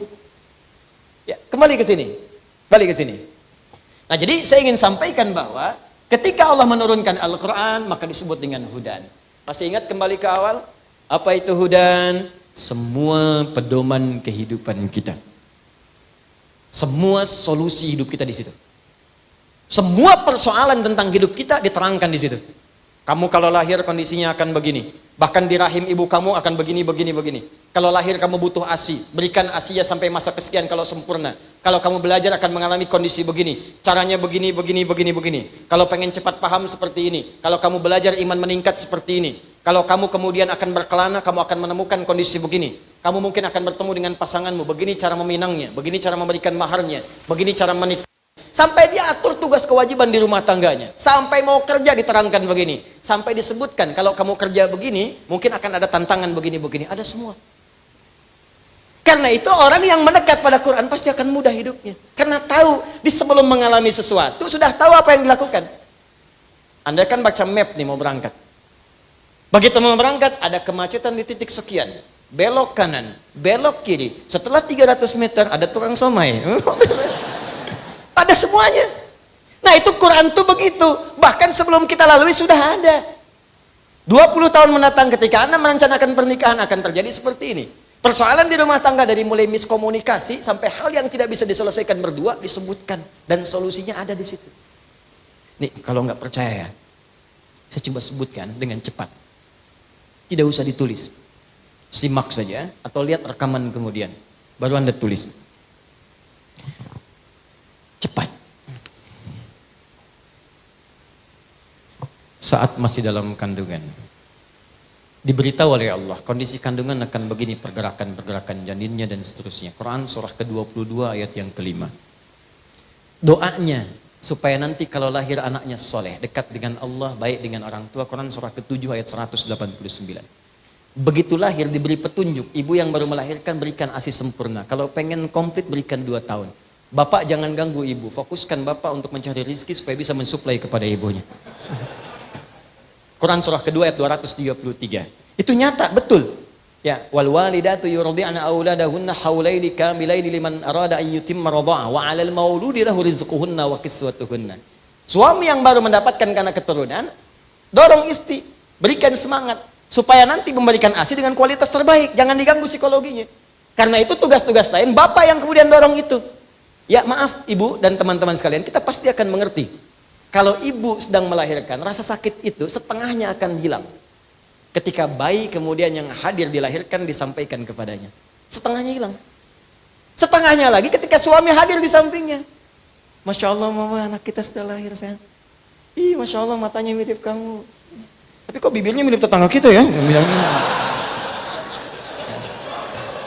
Jalan. Nah itu nanti bahasan yang lain. Naik lagi sampai 2 tahun. Pendidikan pertama apa yang diberikan pada anak 2 tahun? Dia mulai bisa bicara, mulai bergerak, mulai macam-macam. Turun 4 pendidikan dini. Kalau diberikan dengan baik, dia dekat dengan Allah, baik dengan Anda, dan bagus bergaul dengan lingkungan sekitaran. Turun Quran surah ke-31 ayat 13 sampai dengan 19. Dia mulai belajar dengan serius bagaimana supaya dibimbing cepat paham. Turun Quran surah 9 ayat 122. Bagaimana kalau dia belajar, pelajarannya itu naik menjadi orang pintar, imannya juga kuat. Turun bimbingan Quran surah ke-58 ayat ke-11. Bagaimana cara memulainya supaya ditanamkan adalah keilmuan yang kuat. Turun Quran surah 96 ayat 1 sampai dengan 5. Bagaimana cara dipercepat? Kalau menghafal, Allah yang tanamkan dalam jiwanya. Walaupun dia mengikuti bacaan, cepat menghafalkannya. Turun Quran surah ke-75 ayat 16 sampai dengan 18. Apa amalan untuk mencapai itu? Turun Quran surah kedua di ujung ayat 282. Kemudian naik lagi sampai dia berkelana, mungkin merantau. Jangan semua orang Jogja dikatakan Jogja semua. Ada yang dari Jawa, Sumatera, Kalimantan, mungkin ke sini. Tapi Allah berikan bimbingan. Engkau akan bertemu mungkin dengan suku yang beda, komunitas yang tidak sama. Tapi dalam keadaan itu pun bergaul dengan cara yang takwa. Ada bimbingan di Quran surah ke-49 ayat ke-13. Mungkin engkau pun menemukan jodohmu di situ.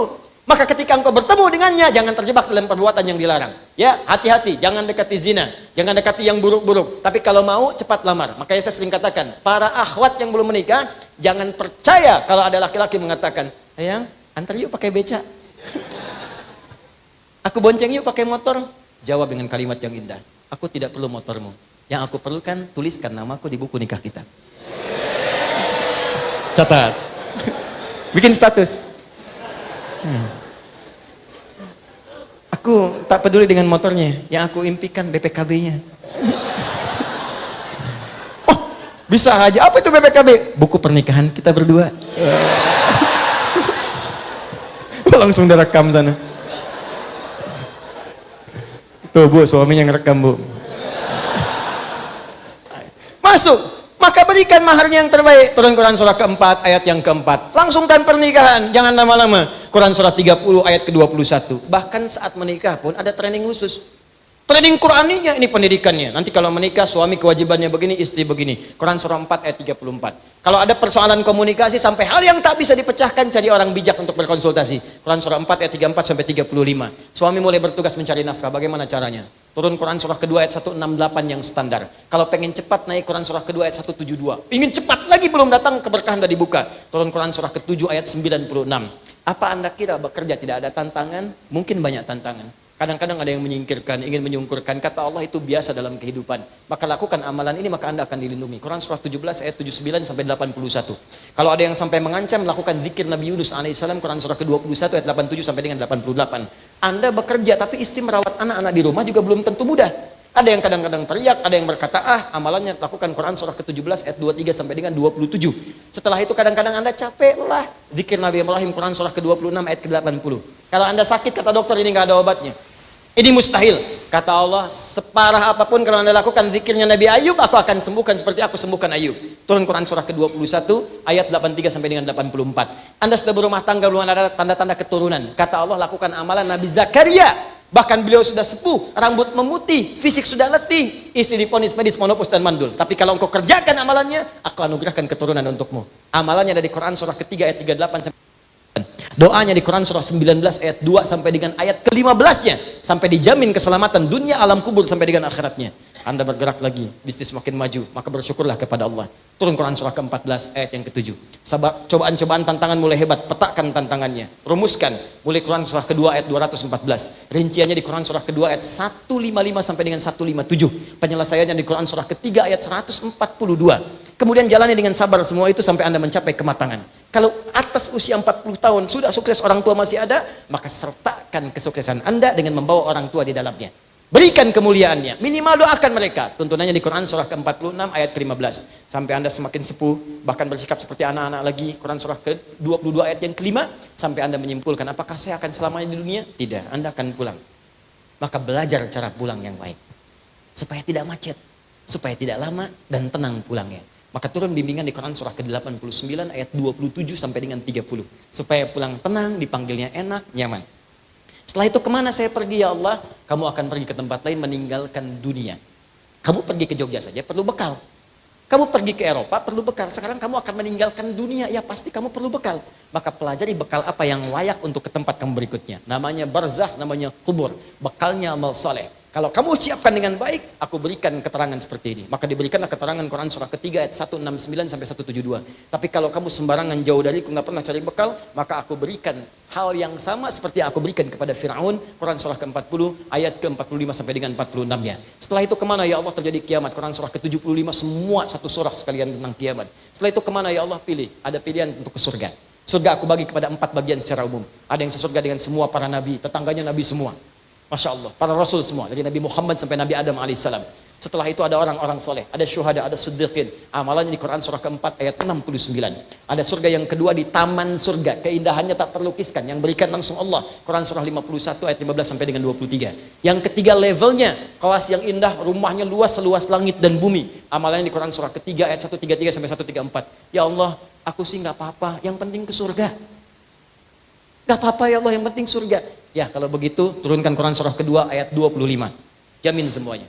Tapi kalau kamu gak siap-siap seperti itu, ada tempat yang kedua namanya neraka. Neraka aku siapkan yang paling ringannya, ditarik oleh malaikat maut, ubun-ubunnya ditarik. Dia tidak punya rasa humor, gak ada seleranya. Neraka yuk, gak ada. Syidadun, ghilazun syidadun, bengis kejam, tarik ubun-ubun, dicelupkan seperti bikin teh celup. Celup angkat, celup angkat, celup angkat. Bahasa Arabnya nusli, innal ladzina kafaru bi ayatina sawfa nuslihim nara. Kami celupkan, angkat, celupkan, angkat. Sekali dicelupkan perbedaannya 1000 tahun. Satu harinya 1000 tahun, satu detiknya 48 hari. Celup, badalnahum juludan ghairaha liyadzuqul adzab. Angkat, kami ganti kulit yang baru supaya merasakan azab yang tidak sama dengan yang sebelumnya. Naik, angkat, turun, angkat, turun, angkat. Itu yang paling ringan. Yang paling dalamnya neraka jahanam disediakan untuk orang munafik dan orang-orang kafir. Di Quran surah keempat ayat 140 paling kiri sebelah bawah. Kalau yang nggak ke surga, belum ke surga, nggak ke neraka, 50-50. Tempatnya di mana ya Allah? aku turunkan surah yang ke-7 namanya Al-A'raf ayat 45 sampai 47. Dia akan ada di pertengahan antara surga dengan neraka. Dia melihat semua penduduk surga tapi ketakutan mendengar jeritan ahli neraka. Lihat bahasa Qur'annya. Melihat orang surga pengen ke surga, ketakutan mendengar. Jadi nggak bisa ngintip ke neraka. Lihat bahasa Qur'annya. Anda keluar dari masjid ini jam 2:30 malam. Begitu keluar, di atas pohon ada suara. Ngintip nggak?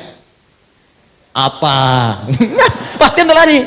Jadi di dunia aja begitu sudah ketakutan, apalagi jeritan tiap waktu. Nggak berani ngintip, berharap pengen ke surga. Maka dengan rahmatku, aku ambil dia, aku tempatkan dia di surga. Setelah proses hisab selesai seluruhnya, 1 harinya 1000 tahun. Ada semua. Tunjukkan pada saya mana yang nggak ada di Quran. Ada semua. Makanya ketika Nabi diutus untuk menerangkan Quran, Nabi pun disebut hudan. Walladzi arsala rasulahu bil huda. Allah ngutus rasulnya dengan hudan. Makanya ketika Quran diterangkan oleh Nabi jadi hudan. Semuanya indah. Berhasil semua. Tenang, nyaman, bahagia, sukses. Nih pembuktian terakhir. Pembuktian terakhir. Bukan ceramah terakhir, kita masih sampai Isya. Pembuktian terakhir. Lihat sini baik-baik. Fokus.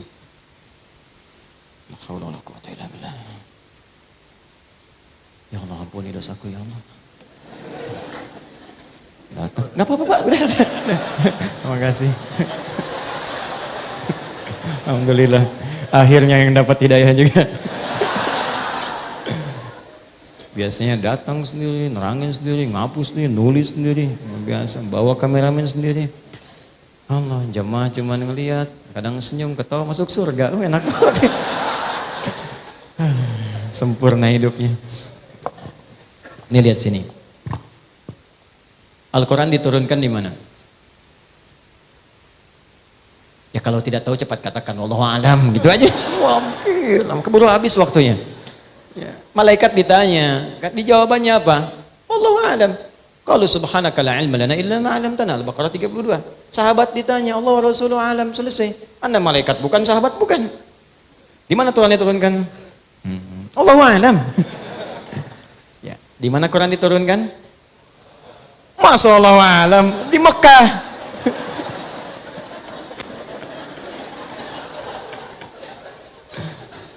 Al-Quran diturunkan di mana? Di Mekah. Mekah itu ada umat. Umatnya disebut dulu dengan nama apa? Apa namanya? Jahiliyah. Ada jahlun, ada jahilun, ada jahiliyah. Itu beda. Jahiliyah. Sampingnya ada Ar-Rum, Romawi. Di sini ada Furs, Persia.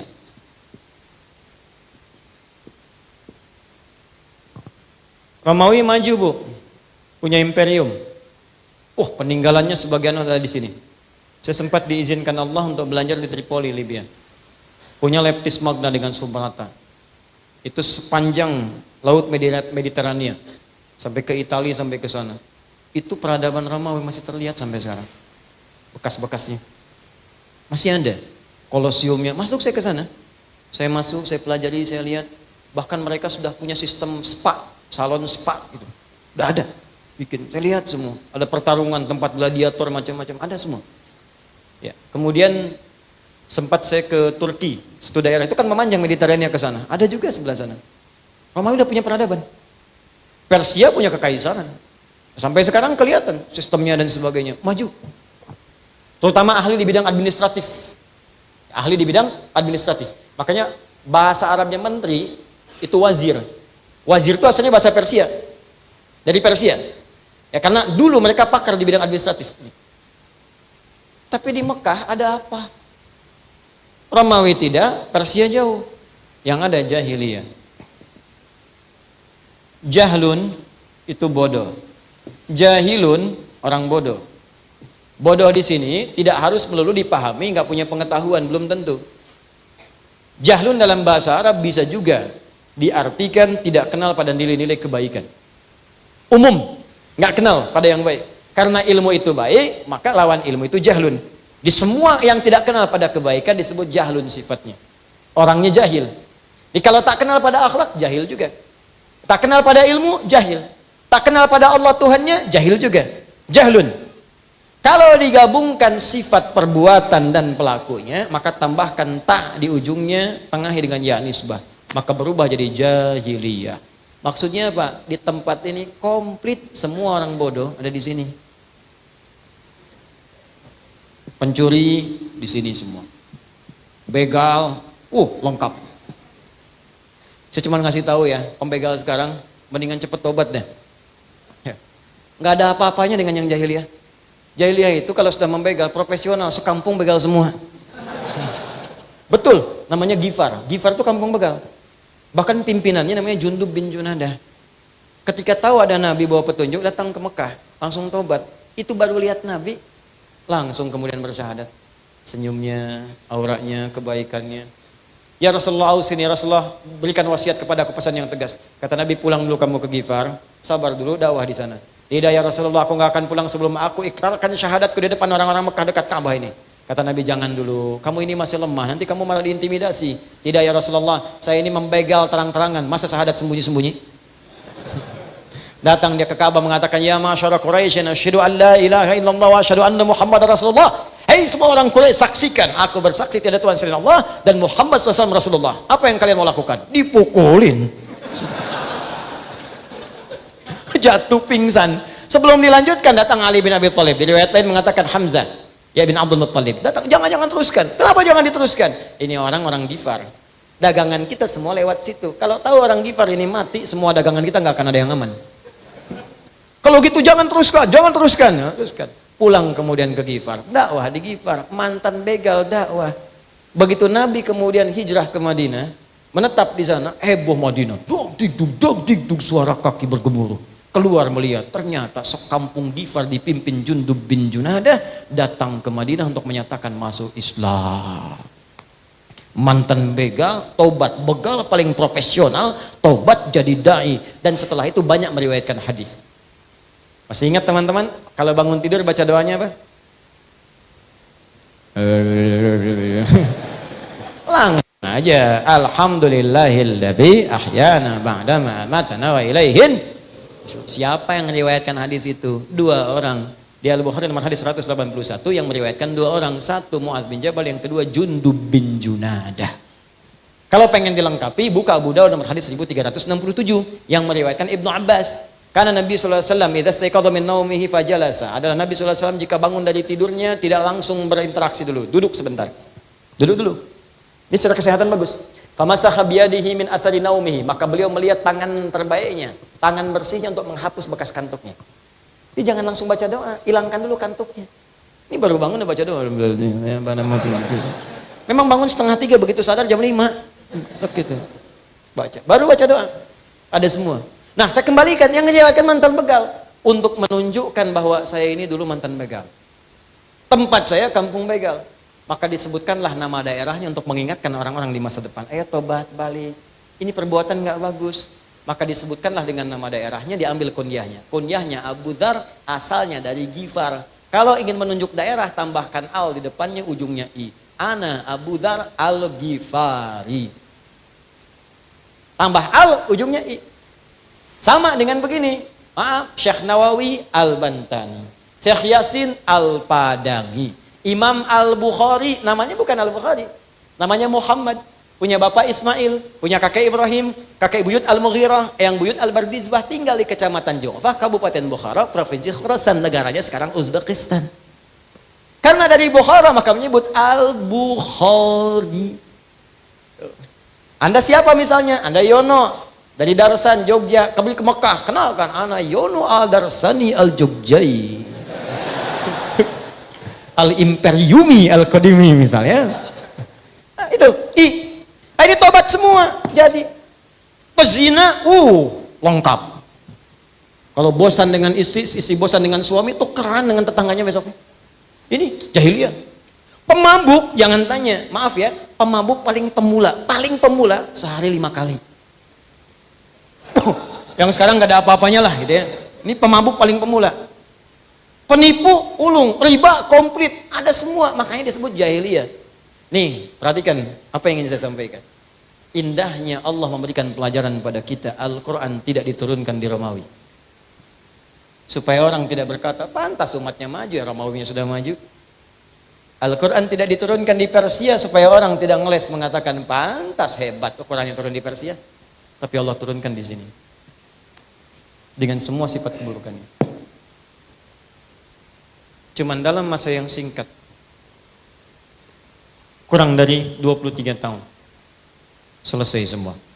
Bahkan sudah sampai ke seantara bumi disampaikan pesan-pesannya. Dari jahiliyah tiba-tiba mereka berubah, bertransformasi menjadi khairu ummah. Jadi kalau Anda ingin cari orang jujur, maka yang paling jujur cuma ada di masyarakat ini. Kalau Anda ingin orang cari penyabar, yang paling sabar ada di sini. Kalau Anda cari orang tawadhu, yang paling rendah hati ada di sini. Kalau Anda cari orang dermawan, yang paling dermawan ada di sini. Abdurrahman bin Auf, orang paling kaya. Modalnya pakaian.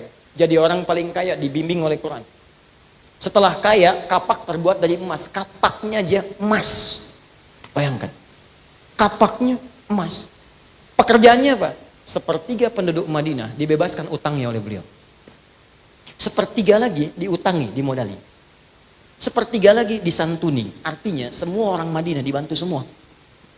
Itu baru satu orang. Muncul 12.000 sahabat Nabi. 38-nya panglima. Satu kekuatan panglimanya bisa menaklukkan Romawi dan Persia. Khalid bin Walid. Khalid datang ke Persia. Udah takluk, kata Persianya pegang botol racun. Kata Khalid, sudah, apa itu? Kata Khalid, ini racun, kata Ratu Persia, ini racun paling dahsyat di sini, yang kalau diminum sedikit saja sudah kehilangan nyawa. Coba lihat, kata Khalid. Diambil. Ketawa Khalidnya. Tabassama dhahika. Bismillahi la yadurru bismi syai'a. Dengan nama Allah tidak akan ada yang memberikan madarat kecuali dengan izinnya. Diminum sampai habis. Begitu diminum dibuang botolnya. Nggak ada apa-apanya. Apa komentar Ratu Persia pada saat ini? Riwayat benar, baca sejarah. Kata Ratu Persia, kalau ada jenderal seperti ini, sudah nggak akan bisa ditaklukkan dimanapun. Satu kekuatan. Pelajar, oh udah, jangan dilihat. Anda melihatnya Ali bin Abi Thalib sahabat Nabi, gali lagi, coba telusuri sejarahnya. Bagaimana pengetahuan beliau? Bukan cuma Quran hafal, ahli balaghah, ternyata pakar matematika juga. Buka tafsir Al-Jawahir karena Syekh Tantawi Jawahari. Lihat jilid terakhirnya. Di situ ada matematika Quran. Bagaimana sahabat Ali bin Abi Thalib menyelesaikan persoalan matematika dengan ayat Quran? Ada. Itu diikuti kemudian oleh orang-orang setelahnya. Al-Ghazali, Al-Kindi, Al-Farabi, ya, Al-Khawarizmi, Ibnu Sina dan seterusnya, itu bikin mereka. Sehingga banyak penemuan itu terinspirasi dari Al-Quran. Contoh, siapa penemu atom? Mana anak UGM? Mana UI? Mana anak kampus? Siapa yang ikut kimia di sini? Saya belajar dulu kimia. Ya, baca, dan saya senang kalau libur saya pergi ke toko buku, saya beli tuh buku-bukunya. Kalau saya ketemu anak kampus, saya tanya, Anda belajar apa? Saya jurusan ini Ustaz, ajarkan saya pelajaran Anda, saya ajarkan Anda apa yang Anda inginkan. Siapa penemu atom? Bukan John Dalton, Anda salah baca. Penemu atom pada mulanya bukan John Dalton, penemu atom Jabir bin Hayyan. Pada mulanya. Jabir bin Hayyan menemukan atom saat meneliti besi. Dari mana meneliti besi? Saat membaca surah 57 Al-Hadid, surah besi. Sampai di ayat 25 wa anzalal hadid sampai ayat 26-nya. Dibaca, dilihat, penasaran. Kami turunkan besi dari langit. Ada besi turun dari langit. Meteor kan? Ada sebagian dari besi turun. Diambil bagian dari besi itu dibawa ke lab kecilnya di rumah, dianalisis sampai ditemukan turunan terkecilnya sampai ke atomnya. Karena itu sampai sekarang atom besi itu kan Fe rumusnya. F besar E kecil, ferum namanya. Ferum. Berapa nomor atomnya? 26. Setiap atom pasti punya isotop untuk menjaga kestabilan atom. Isotopnya itu rata-rata 4. Isotopnya besi itu Fe 55, 56, 57, 58. Yang paling stabil 57. Surah 57 ayat 25 sampai 26. Surah besi Fe Al-Hadid. Asalnya di situ. Sampai yang menemukan rumusan asal pesawat terbang Ibnu Firnas, ada semua. Sampai yang mengkonfirmasi dari mulai notasi syair jahiliyah. Itu punya notasi dulunya. Makanya orang belajar adab itu menemukan arud, di arud ada notasi. Apa notasinya? Bentuknya bahar namanya, ada 16. Ada tawil, tawilun lahudun al-bukhuri fadailu, fa'ulun mafa'ilun, fa'ulun mafa'ilu, kifanab kimin dzikru habibin wa manzili bisaqtili wa baida dakhuli fahawmali. Rajas, mustaf'ilun, mustaf'ilun, mustaf'ilun, mustaf'ilun, mustaf'ilun, mustaf'ilun.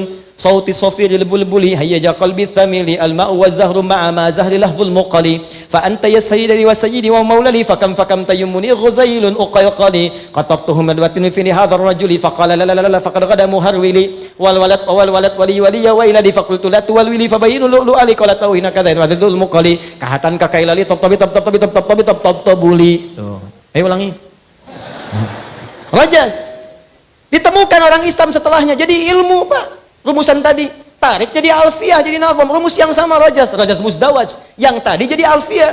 Kalamuna lafdun mufidun kastaqim wasbun wa fi'lun thumma harfunil kalim wahiduhu kalimatun wal qawlu am wa kalimatun biha kalamun qad yu'am bil jarni wat tanwini wan nida wa al wa musnadin lismi tamyizun hasal bita fa'alti atat wa ya if'ali wa nun iqbalanna fi'lun yanjalli. Hafal 1002 bait, paham Anda pakar nahwu dan saraf.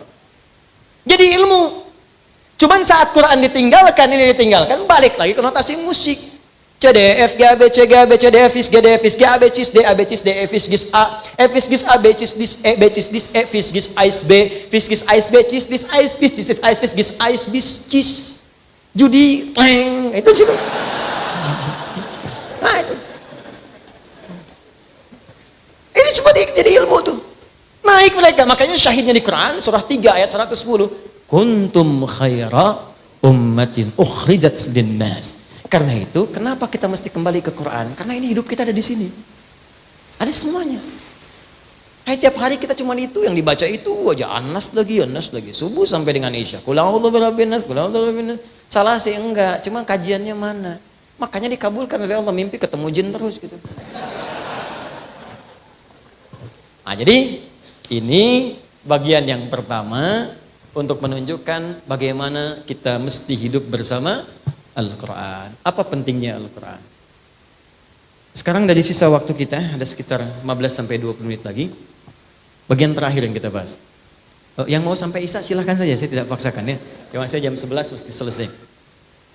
Sekarang pertanyaan besarnya, Ustadz kami sudah paham, Quran itu pedoman. Kami yakin Quran bimbingan. Kami yakin Quran bisa membawa pada kemakmuran. Pertanyaannya bagaimana kami mengambil isi Quran itu untuk diterapkan dalam kehidupan demi mendapatkan tadi yang telah dijanjikan. Baik. Sekarang kita masuk pada puncak bahasannya. Ada 3 jenis cara berinteraksi dengan Al-Quran. 3 cara. 1 disebut dengan qiraah. Qiraah. Terambil dari kalimat Al-Quran, kata perintah di surah 96 ayat 1. Iqra. Qiraah. Yang kedua tilawah. Terambil diantaranya kata perintah di Quran surah ke-29 ayat 45. Utslu ma uhiya ilaika minal kitab. Yang ketiga tahfidz, hifdz, zikir. Quran ke 54 ayat 17 ayat 22 ayat 32 ayat ke-40. Tahfidz. Untuk hafalan. Bahasanya zikir di situ. Zikir.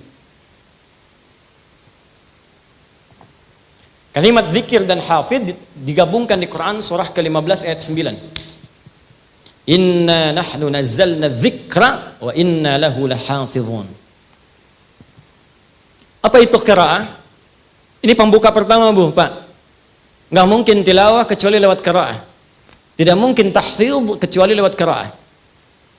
Qiraah itu secara singkat artinya membaca yang tertulis atau menghadirkan yang diingat tanpa menuntut pemahaman apa yang dibacakan itu. Kalau ingin lebih cepat lagi artinya kemampuan untuk membaca sesuatu tanpa adanya tuntutan untuk memahaminya. Yang penting baca dulu, bisa baca. Itu qiraah namanya. Karena itu ketika awal-awal Nabi turun, kalimatnya menggunakan iqra. Bukan menggunakan utslu, tilawah. Kalau tilawah, dia punya 3 arti. Tilawah itu 1 baca, 2 pahami yang dibaca, 3 amalkan yang dipahami itu. Itu tilawah. Kenapa wahyu pertama tidak turun dengan kalimat utslu tapi iqra? Untuk menunjukkan dan menguatkan sifat ummi Nabi Muhammad SAW. Yang jangankan paham, baca aja nggak bisa. Makanya kalimatnya berkata, Iqra. Kata Nabi, ma'ana biqari. Saya baca aja nggak bisa. Saya betul-betul nggak bisa baca. Maka Allah langsung menyempurnakan kalimat itu dengan menurunkan kemudian kelengkapannya. Iqra bismi rabbikal ladzi khalaq. Kata Allah, kamu baca. Lakukan karena Allah. Bukan karena nggak ada guru yang bisa mengajar kamu membaca. Bukan karena kamu tidak pernah sekolah. Lakukan semua karena Allah yang menciptakan engkau saja begitu mudah. Apalagi membuat engkau bisa mengikuti bacaan. Lebih mudah bagi Allah. Jadi di sini ada qiraah. Dari sini diturunkan kemudian akar katanya sampai ketemu kalimat Quran. Quran itu dari qiraah juga. Asal kata qiraah sebetulnya akar katanya qur'u. Al-qur'u, qur'un, qaf, ra, hamzah begini. Qur'un. Bunyi yang terdengar. Makanya kalau kita baca umumnya diperdengarkan bunyinya. Nih lihat sini.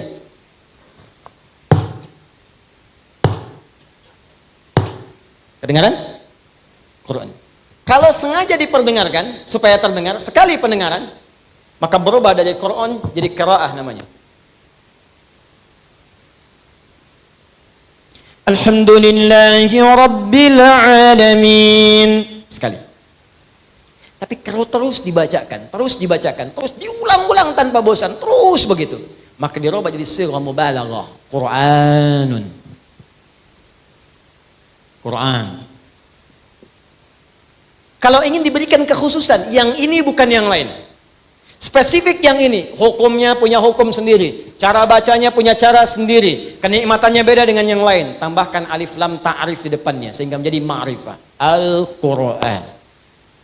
Kenapa disebut dengan Al-Quran? Karena kitab ini, kitab yang dijamin oleh Allah akan terus dibacakan oleh siapapun yang beriman kepada Allah tanpa pernah bosan.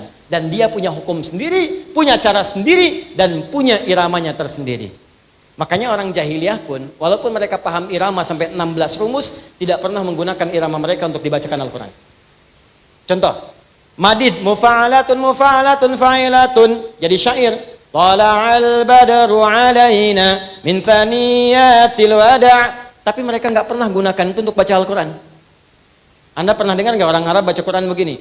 Wadduha wal laili idza saja. Nggak ada. Padahal mereka yang punya iramanya. Makanya nggak bisa irama tertentu dipakai baca Quran, itu mustahil. Nggak mungkin dan rasanya akan nggak enak. Kalau mau coba-coba ya silakan saja, cuman sholatnya bubar. Imam di Jogja, Nurul Asri, membaca Al-Fatihah menggunakan versi Manuk Dadali. Iyyaka na'budu wa iyyaka nasta'in. Bubar salat.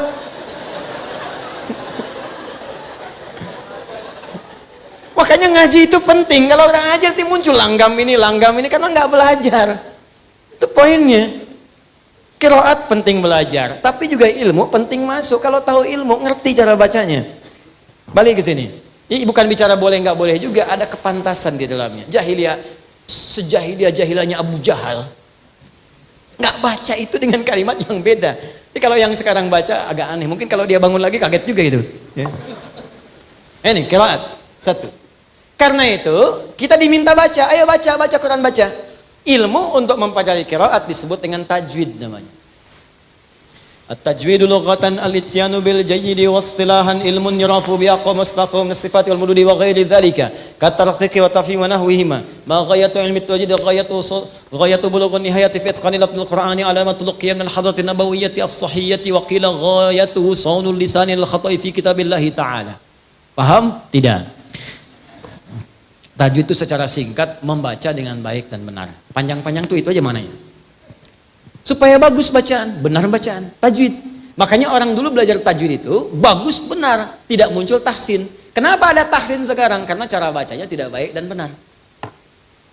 Saya mau kasih rahasia sebentar ya, untuk berbagi saja.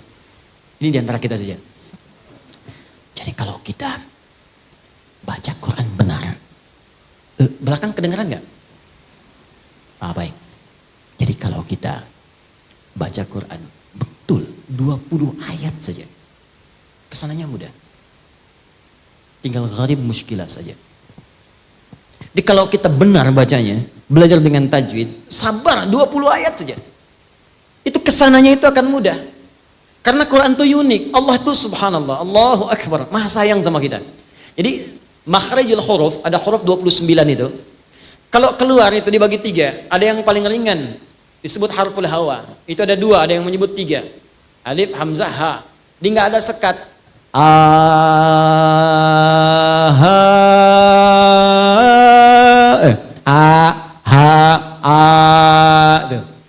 Nggak ada sekat.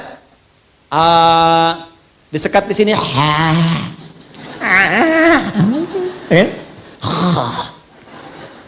Jelas. Yang kedua itu nanti keluar yang agak sulit. Bo, bo, bo, wala bo. Tengah-tengah.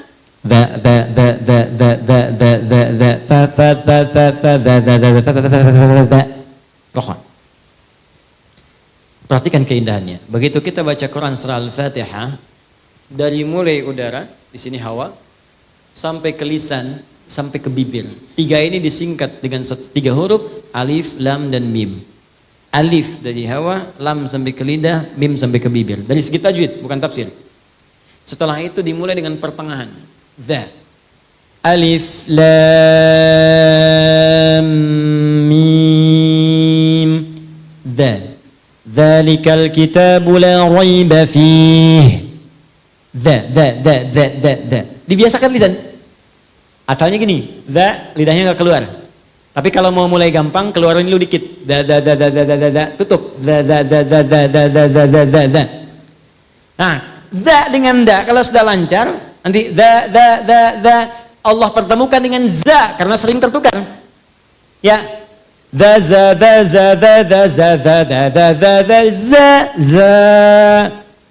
karena kalau nanti nggak lancar, baca idza ja ketukar-tukar. Azalzalah. Idza zulzilatil ardu zilzalaha. Apalagi ada yang ijajul jilatil ardu jilat-jilat tuh.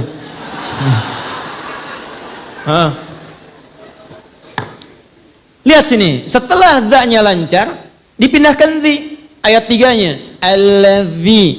Alladzina yu'minuna bil ghaib. Dadi. Setelah dha dengan zi lancar, ketemu za. Alladzina yu'minuna bil ghaibi wa yuqimuna as-salata wa mimma razza. Dadi za. Setelah lancar za, zi dipertemukan dengan zi. Ayat 4. Walladzina yu'minuna bima unzila ilaik.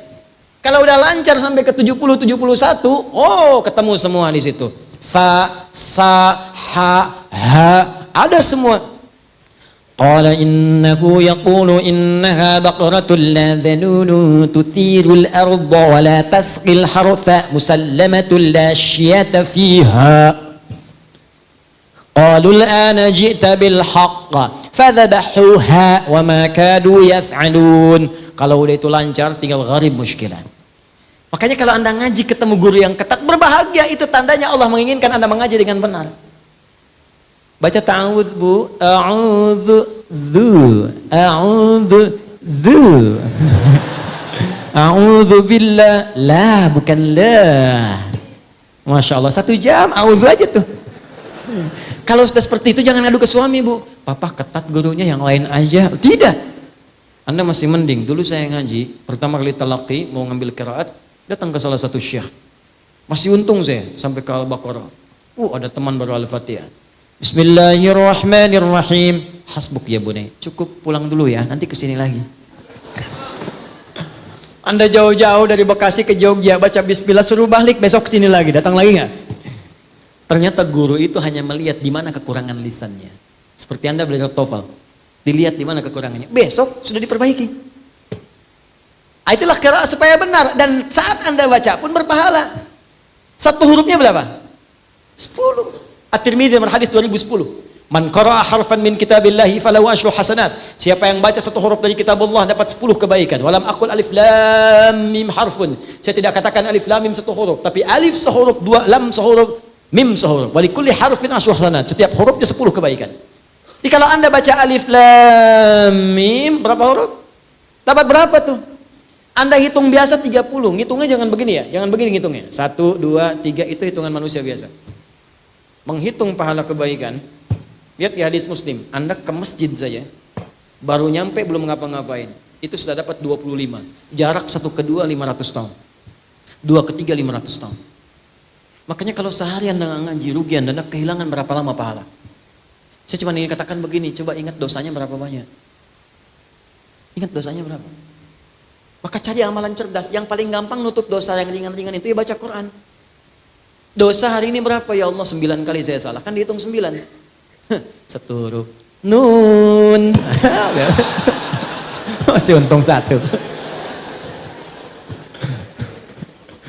Itu tukang hitung. Kalau belum lancar bahagia 2 kali pahala lancar. Alladzi yatata'ata wa huwa syaqqun 'alaihi falahu ajran. Kalau ada orang terbata-bata berat mengucapkan hurufnya 2 kali pahala orang lancar. Bismillahirrahmanirrahim. 2 kali. Orang dapat 19, so 90 dia kali 2. 380. Insyaallah. Oh, kalau gitu saya nggak lancar aja Ustaz ya Om. Cara berpikir yang salah itu pahala diapresiasi karena kesungguhannya yang lancar merubah dirinya ditemani malaikat. Makanya kalau orang rajin baca Quran itu di samping ada malaikat. Bahasa hadisnya ma'asyafaratil kiramil bararah. Maksud kiramil bararah itu kalau Anda benar baca Qurannya dijaga oleh malaikat kemuliaan menjaga Anda berbuat baik. Jadi kalau ahli Quran itu benar walaupun dia baru baca itu akan merubah hidupnya pasti baik. Jadi diarahkan oleh malaikat. Didampingi kemanapun dia pergi didampingi. Makanya rajin baca Quran qiraah. Ya dulu ada gerakan 1 hari 1 juz bagus. Baca itu. One day 1 juz, one day 2 juz. Baca. Nanti kalau Anda nggak percaya silakan baca dulu aja. Nih saya ajarkan gini ya, kalau mau ringan. Supaya nggak berat bacanya. Kita ambil Al-Baqarah 1 sampai 141. Al-Fatihah kita simpan karena sudah hafal insya Allah semua. Kalau mau gampang, susah melihat 141 ayat, bagi 5 waktu sholat. 141 bagi 5 berapa? 28. 28. Jadi setiap subuh 28, zuhur 28, asar 28, maghrib 28, isya 28. Bagi 2. 14. Sebelum subuh 14 ayat, setelah subuh 14 ayat. Sebelum zuhur 14, setelah zuhur 14. 14 ayat itu kan paling 5 menit, Pak. Apa nggak punya waktu untuk akhirat kita 14 menit? Apa tidak punya waktu untuk cahaya kubur kita 14 menit? Hanya 5 menit saja, 14 ayat. Nanti rasakan perbedaannya saat kita pulang. Saya cuma katakan begini. Setiap kita pasti pulang. Kita pasti meninggal. Itu pasti. Dan kita nggak bisa pilih. Mungkin hari ini, mungkin sore ini, mungkin malam ini. Dan kita yakin kita pulang. Saya tadi katakan, Anda ke Jogja saja, ke sini aja butuh bekal. Itu baru antar dunia, di inter dunia di situ. Sekarang kita mau meninggalkan dunia dan bekal apa yang kita bawa? Minimal perbanyak ini. Sekarang anak-anak kecil sudah pada hafal malah Pak. Anak kecil 4 tahun, 5 tahun hafal Quran 30 juz. Ya, saya mengajar di Bekasi itu ada anak-anak bimbingan. Ada yang belum TK bahkan. Maghrib sekarang hampir setengah 7 di Bekasi. Mereka jam setengah 6, jam 6 sudah datang ke masjid. Berjamaah di masjid, menghafal Quran. Ada yang sekian juz, ada yang khatam dan seterusnya. Ada yang ba'da isya baru pulang, ba'da isya kerjain PR di masjid. Anda bayangkan anak 3, 4 tahun, 5 tahun sampai menghafal Quran khatam 30 juz. Untuk persiapan dia pulang, padahal dia belum balik. Anda diberikan 30 tahun, 40 tahun, 50 tahun, apa yang Anda kerjakan kalau sampai hari ini aja baca belum punya waktu? Apa yang Anda lakukan? Berusaha dengan benar. Saya sering sampaikan sebuah kisah yang anak dari Masjid itu Mu'ab. Sampai dihafal Quran padahal buta matanya, menempuh jarak 20 km, pakai motornya jadul. Di tengah jalan dia mengulang-ulang kembali, diantar bapaknya. Bapaknya kemudian tak hafal, anaknya hafal. Padahal bapaknya melihat. Satu kali datang reporter tuh, mengecek, kenapa Anda mau menghafal Quran begini? Apa jawabannya? Demi Allah katanya. Ini sebagai persiapan saya pulang menghadap Allah. Saat saya berjumpa sendirian dengan Allah. Ayah tak menemani lagi, ibu nggak ada lagi. Saya akan berkata kepada Allah pada hari itu, ya Allah, saya sudah berusaha menghafal Quran dalam keadaan mata saya buta. Kalau bekal ini belum cukup mendapatkan ridhamu untuk ke surga, mohon kurangi hukuman saya di neraka dengan Quran yang telah saya hafalkan ini. Seorang anak buta menghafal Quran untuk membawa persiapan bertemu dengan Allah. Lantas apa persiapan kita untuk kembali? Makanya mulai dari sekarang, pasti akan ada perubahan termasuk pada hidup kita di dunia. Saya berani mengatakan ini karena saya telah memulainya untuk diri saya pribadi. Setidaknya semua yang dijanjikan 100% tidak ada yang luput sampai hari ini. Maka saya yakin kita semua bisa. Syarat membaca Quran bukan jadi ustaz. Cukup kita beriman pada Allah, maka orang beriman pasti akan bersentuhan dengan Al-Quran. Walladzina yu'minuna bima unzila ilaik. Apa yang diturunkan pada Nabi Muhammad? Al-Quran. Bikin waktu dari sekarang, bikin kurikulum. Kalau sudah lancar, naikkan pada yang kedua. Apa yang kedua? Tilawah. Ini. Mulai pahami isinya. Sampai kapan baca Quran gak ngerti isinya? Bahkan ada sindiran halus tapi tajam. Buka Quran surah 29 ayat 45. Allah menyindir lewat sholat, pakai utslu dari tilawah. Tilawah itu kan baca, pahami, amalkan. Kata Allah, utslu ma uhiya ilaika minal kitab wa aqimis sholat. Sebelum engkau sholat, baca dulu, pahami dulu bacaan-bacaan sholat, bacaan-bacaan Quran, yang engkau akan bawa dalam sholatmu. Setelah paham, baru sholat. Belajarnya begitu. Bukan berarti Anda sholat gak paham, gak boleh, tidak. Maksudnya kalau ingin berkualitas, pahami sampai paham, baca. Sekarang saya tanya, berapa persen bacaan sholat pahami? Rukuk ngerti nggak yang dibaca? Sujud paham nggak? Ya bagaimana Anda bisa khusyuk kalau nggak ngerti yang dibacakan? Bagaimana bisa nikmat kalau nggak paham? Makanya pikirannya liar. Di dalam hadis Abu Daud, kata Nabi, setan itu kalau kita sudah takbir, datang setan menggoda. Ada setan penggoda orang sholat namanya khinzib. Bahkan dari sejak wudhu namanya walhan. Itu setan yang menggoda Anda, apakah saya batal nggak? Udah batal nggak? Itu walhan namanya. Saat sholat Anda sudah begini, komat, itu masih bisa fokus. Gak ingat apa-apa. Tapi kalau Anda takbir, kata Nabi, kalau Anda sudah bertakbir, fayaqulu syaitanu udhkur kada. Maka setan mulai menunaikan tugasnya di situ. Mulai bermain dia. Ingat ini ya, ingat itu ya. Makanya jangan kaget ketika Anda mulai takbir, semua diingat. Allahu Akbar. Status belum diupdate, media sosial belum dijawab, macam-macam. Muncul semua. Bahkan ceramah saya pun ini nanti muncul di zuhur nih, kalau nggak percaya. Allahu Akbar. Ingat ya, kata Ustaz Adi, begitu kamu takbir, setan akan menggoda. Itu setan tuh. Setan itu. Ada. Nah, caranya bagaimana memahami? Jadi begitu lisan mengucapkan Allahu Akbar, pikiran menerjemahkan Allah Maha Besar, hati meresapi. Aku mengatakan Allah Engkau Maha Besar, tapi aku sering merasa besar dalam kehidupan. Sombong pada orang, merasa diri yang paling hebat. Itu akan hadir kehusyuan dalam jiwa kita. Itulah tilawah. Makanya orang tua kita dulu sampai kekinian, bahkan kalau ada kegiatan formal itu selalu kalau ada yang baca Quran, qiraah namanya qari, di sampingnya pasti ada yang menerjemahkan. Umumnya begitu. Untuk menyampaikan makna umumnya. Kalau yang baca qari, yang menerjemahkan siapa namanya? Tuh, sari tilawah. Ya di bahasa Arab sebutnya tilawah saja. Cuman masuk ke Indonesia, mungkin yang pertama kali tilawah namanya busari. Makanya disebut sari tilawah. Kalau Dodi mungkin Dodi tilawah. Nah ini tilawah. Nah sekarang bagaimana praktek tilawah yang diajarkan, ditunjukkan oleh Nabi? Gini caranya. Tidak harus memaksa diri kita dari awal sampai akhir. Tidak. Yang kita butuhkan aja apa? Al-Fatihah jelas butuh. Jelas karena dipakai tiap hari dalam sholat. Maka sekarang coba tilawah Al-Fatihah. Tilawah, baca tafsirnya. Amalkan isinya. Setelah itu coba cek pekerjaan kita. Tuntutan aktivitas keseharian. Apa yang kita kerjakan? Passionnya apa? Anda pengajar, kenapa Anda tidak mengeluarkan ayat-ayat mengajar dalam Al-Quran? Ayat-ayat ilmu.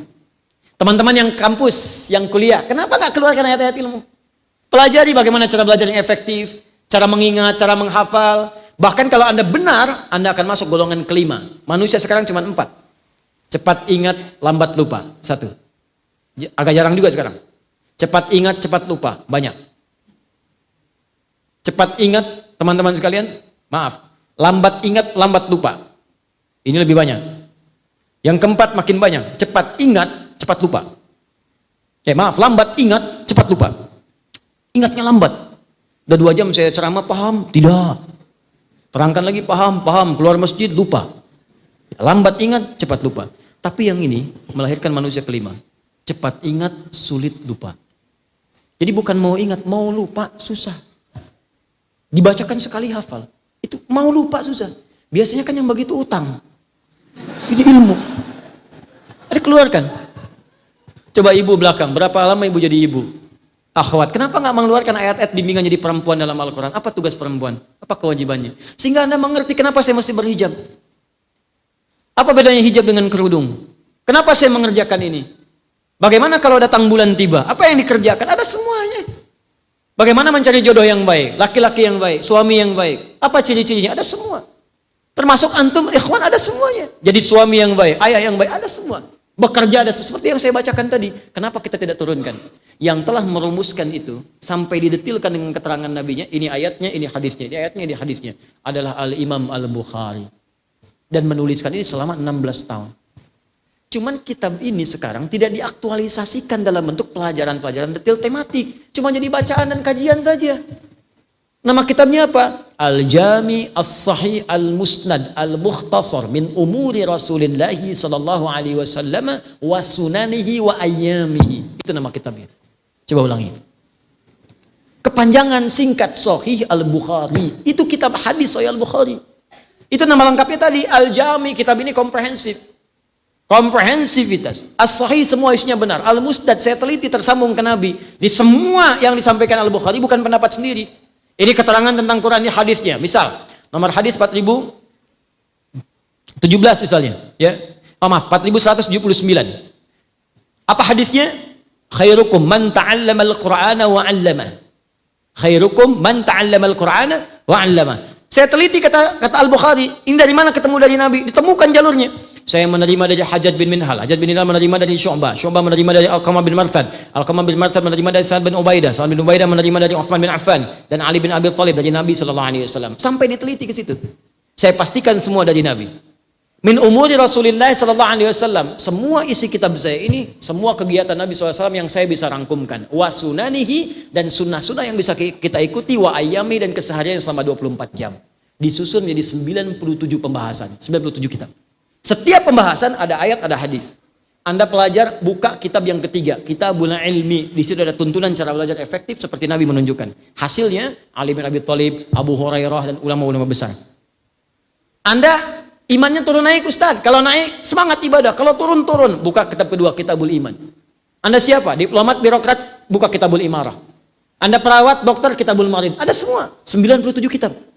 Keluarkan, bikin kurikulum, Anda passionnya apa, keluarkan bimbingannya, terapkan. Demi Allah kalau Anda kerjakan seperti ini, Anda rasakan sesuatu yang berbeda. Rasakan bedanya, bedakan rasanya, dan pasti akan terasa bedanya. Kerjakan. Terakhir, tutup. Saya tutup, tahfidz. Kan kalau kita mau kerjakan, tapi bawa-bawa mushaf, capek juga. Antum mau rapat di kantor, rapat dalam Al-Quran. Mau lamaran, cara lamaran dalam Al-Quran, kelamaan. Kata Allah, mau nggak kalau saya berikan rumus cepat, mudah menghafal Al-Quran semudah-mudahnya. Maka turunkan yang ketiga namanya tahfidz. Menanamkan Qurannya dalam jiwa kita. Jadi kalau mau dibawa kemanapun ada. Ada ayat mata, langsung di matanya. Jadi begitu menatap, mata kita dibimbing. Ini yang harus ditatap. Ini yang dipalingkan. Mendengar ada ayat telinga. Telinga kita langsung dibimbing, ayatnya muncul. Bahkan kalau salah lihat, ayatnya langsung muncul. Qul lil mu'minina yaghuddu min absarihim. Kaki mau jalan, wala tamshi fil ardi maraha. Wa ibadur rahmanil ladzina yamshuna 'alal ardi hauna. Ada semuanya, dibimbing Quran, jadi manusia Quran Anda. Itu yang paling indah. Wah, kalau sudah begitu enak. Demi Allah tidak ada kenikmatan kecuali Al-Quran. Saya buka karantina untuk menghafal Quran dengan cepat dari metode Al-Quran. Kita beri nama At-Taisir. Insya Allah 30 hari hafal Quran. Dan ternyata ada yang hafal 15 hari. 18 hari, 22 hari. Demi Allah saya katakan, setiap orang yang sudah selesai hafalan Qurannya, itu bisa jatuh tersungkur karena saking mendapatkan kenikmatan yang luar biasa yang belum pernah dirasakan sebelumnya. Nangis. Terus telepon ibunya. Wah, Pak, saya bayangkan gini aja Pak ya. Anda punya anak 4 tahun, ajarkan surat Al-Duha. Baca dia. Anda pulang dari kantor, anak itu sedang membaca Wal-Duha wal-laili idza saja. Anda pulang seberat apapun masalah bisa hilang persoalan ketika melihat anak kecil Anda sudah mulai menghafal Quran. Sekarang anak Anda telepon begini, Pak, Ma, Alhamdulillah, aku sudah selesai hafalan Qurannya. Demi Allah saya katakan, Anda seakan-akan mendapatkan sesuatu yang tidak bisa Anda dapatkan sebelumnya. Dengan cara apapun. Tidak bisa pakai uang, nggak bisa pakai kedudukan, nggak bisa. Ini anugerah. Dan ada keindahan, bukan cuma dunia, akhirat pun dimuliakan. Jadi penghafal Quran yang benar itu di akhirat nanti akan diberikan oleh Allah jubah kehormatan, mahkota kehormatan, dan akan menggandeng tangan bapak ibunya, keluarga besarnya jadi pemimpin keluarganya ke surga. Itu ada di Quran surah ke-13 ayat 23 sampai 24. Sekarang saya tanya, Anda yang sudah punya keluarga besar, anak berapa, cucu berapa, siapa yang akan dibanggakan di hari akhirat ketika pulang kepada Allah? Kalau di sini jangan bangga dulu. Anda juara apa? Olimpiade, dapat Nobel. Jangankan yang beriman, yang belum beriman pun bisa mendapatkan itu. Apa kebanggaan kita di hadapan Allah Subhanahu wa taala? Nanti suatu kali kalau saya kesini lagi, Mungkin kita bisa berbagi tentang cara menghafal Quran insya Allah. Ya, nanti saya contohkan nanti ada anak-anak. Ada anak 7 tahun hafal Quran dengan posisinya, dengan nomornya, dengan tematiknya, macam-macamnya. Nanti kalau kami sudah menghafal Quran, itu Masya Allah, itu biasanya murojaahnya cuma pakai nomor aja. Dan sekarang anak-anak sudah semua nomor tuh Quran. Kamu dari mana tadi? Oh, dari pasar Ustaz. Cari apa? Cari ikan. Berapa beli ikannya? Ulaika ala hudan min rabbihim wa ulaika humul muflihun. PC kamu ukuran berapa? Khatamallahu ala qulubihim wa ala sam'ihim wa ala absarihim ghishawa wa lahum adzabun adzim. Oh, Masya Allah. Kamu anak kerabat berapa? Dzalikal kitabul la raiba fihi hudal lil muttaqin. Rencana menikah punya berapa istri? Alif lam mim. Mau poligami enggak? Sadaqallahul azim. Wah, pokoknya seru lah kalau ketemu anak-anak itu. Nanti kalau dia ketemu saya tanya jawabannya Quran semua tuh. Nanti gampang kok Pak. Kalau Anda nggak percaya ada simulasi. Cuman 5 menit hafal 5 ayat dengan posisi, dengan letak, dengan macam-macam. Gampang. Nanti saja kalau kesini lagi kita insya Allah lain waktu ya kita teruskan. Saya kira itu yang saya sampaikan hari ini. Tentunya apa yang saya sampaikan bisa jadi ada benar, tapi mungkin banyak salah. Kalau benar itu langsung dari Allah dan Rasulnya amalkan. Kalau salah itu mutlak dari saya. Maka tinggalkan pendapat saya. Cari guru lain. Dan belajar. Setiap yang baik-baik ambil itu semua. Jika ukurannya sesuai dengan ukuran Al-Quran dan sunnah Nabi SAW sesuai petunjuk para ulama-ulama kita. Yang kedua, tinggalkan perdebatan-perdebatan yang tidak penting. Pekerjaan-pekerjaan yang tidak bermanfaat. Kita butuh sekarang kekompakan kita semua untuk bisa menuju ridha Allah Subhanahu wa Ta'ala. Saya kira itu yang saya sampaikan. Semoga Allah muliakan. Mudah-mudahan kita bertemu di lain kesempatan. Kita akhiri dengan doa kifaratul majlis. Subhanakallahumma wa bihamdika asyhadu an la ilaha illa anta astaghfiruka wa natubu ilaik. Wa akhiru da'wana alhamdulillahi rabbil alamin. Thumma assalamu alaikum warahmatullahi wabarakatuh.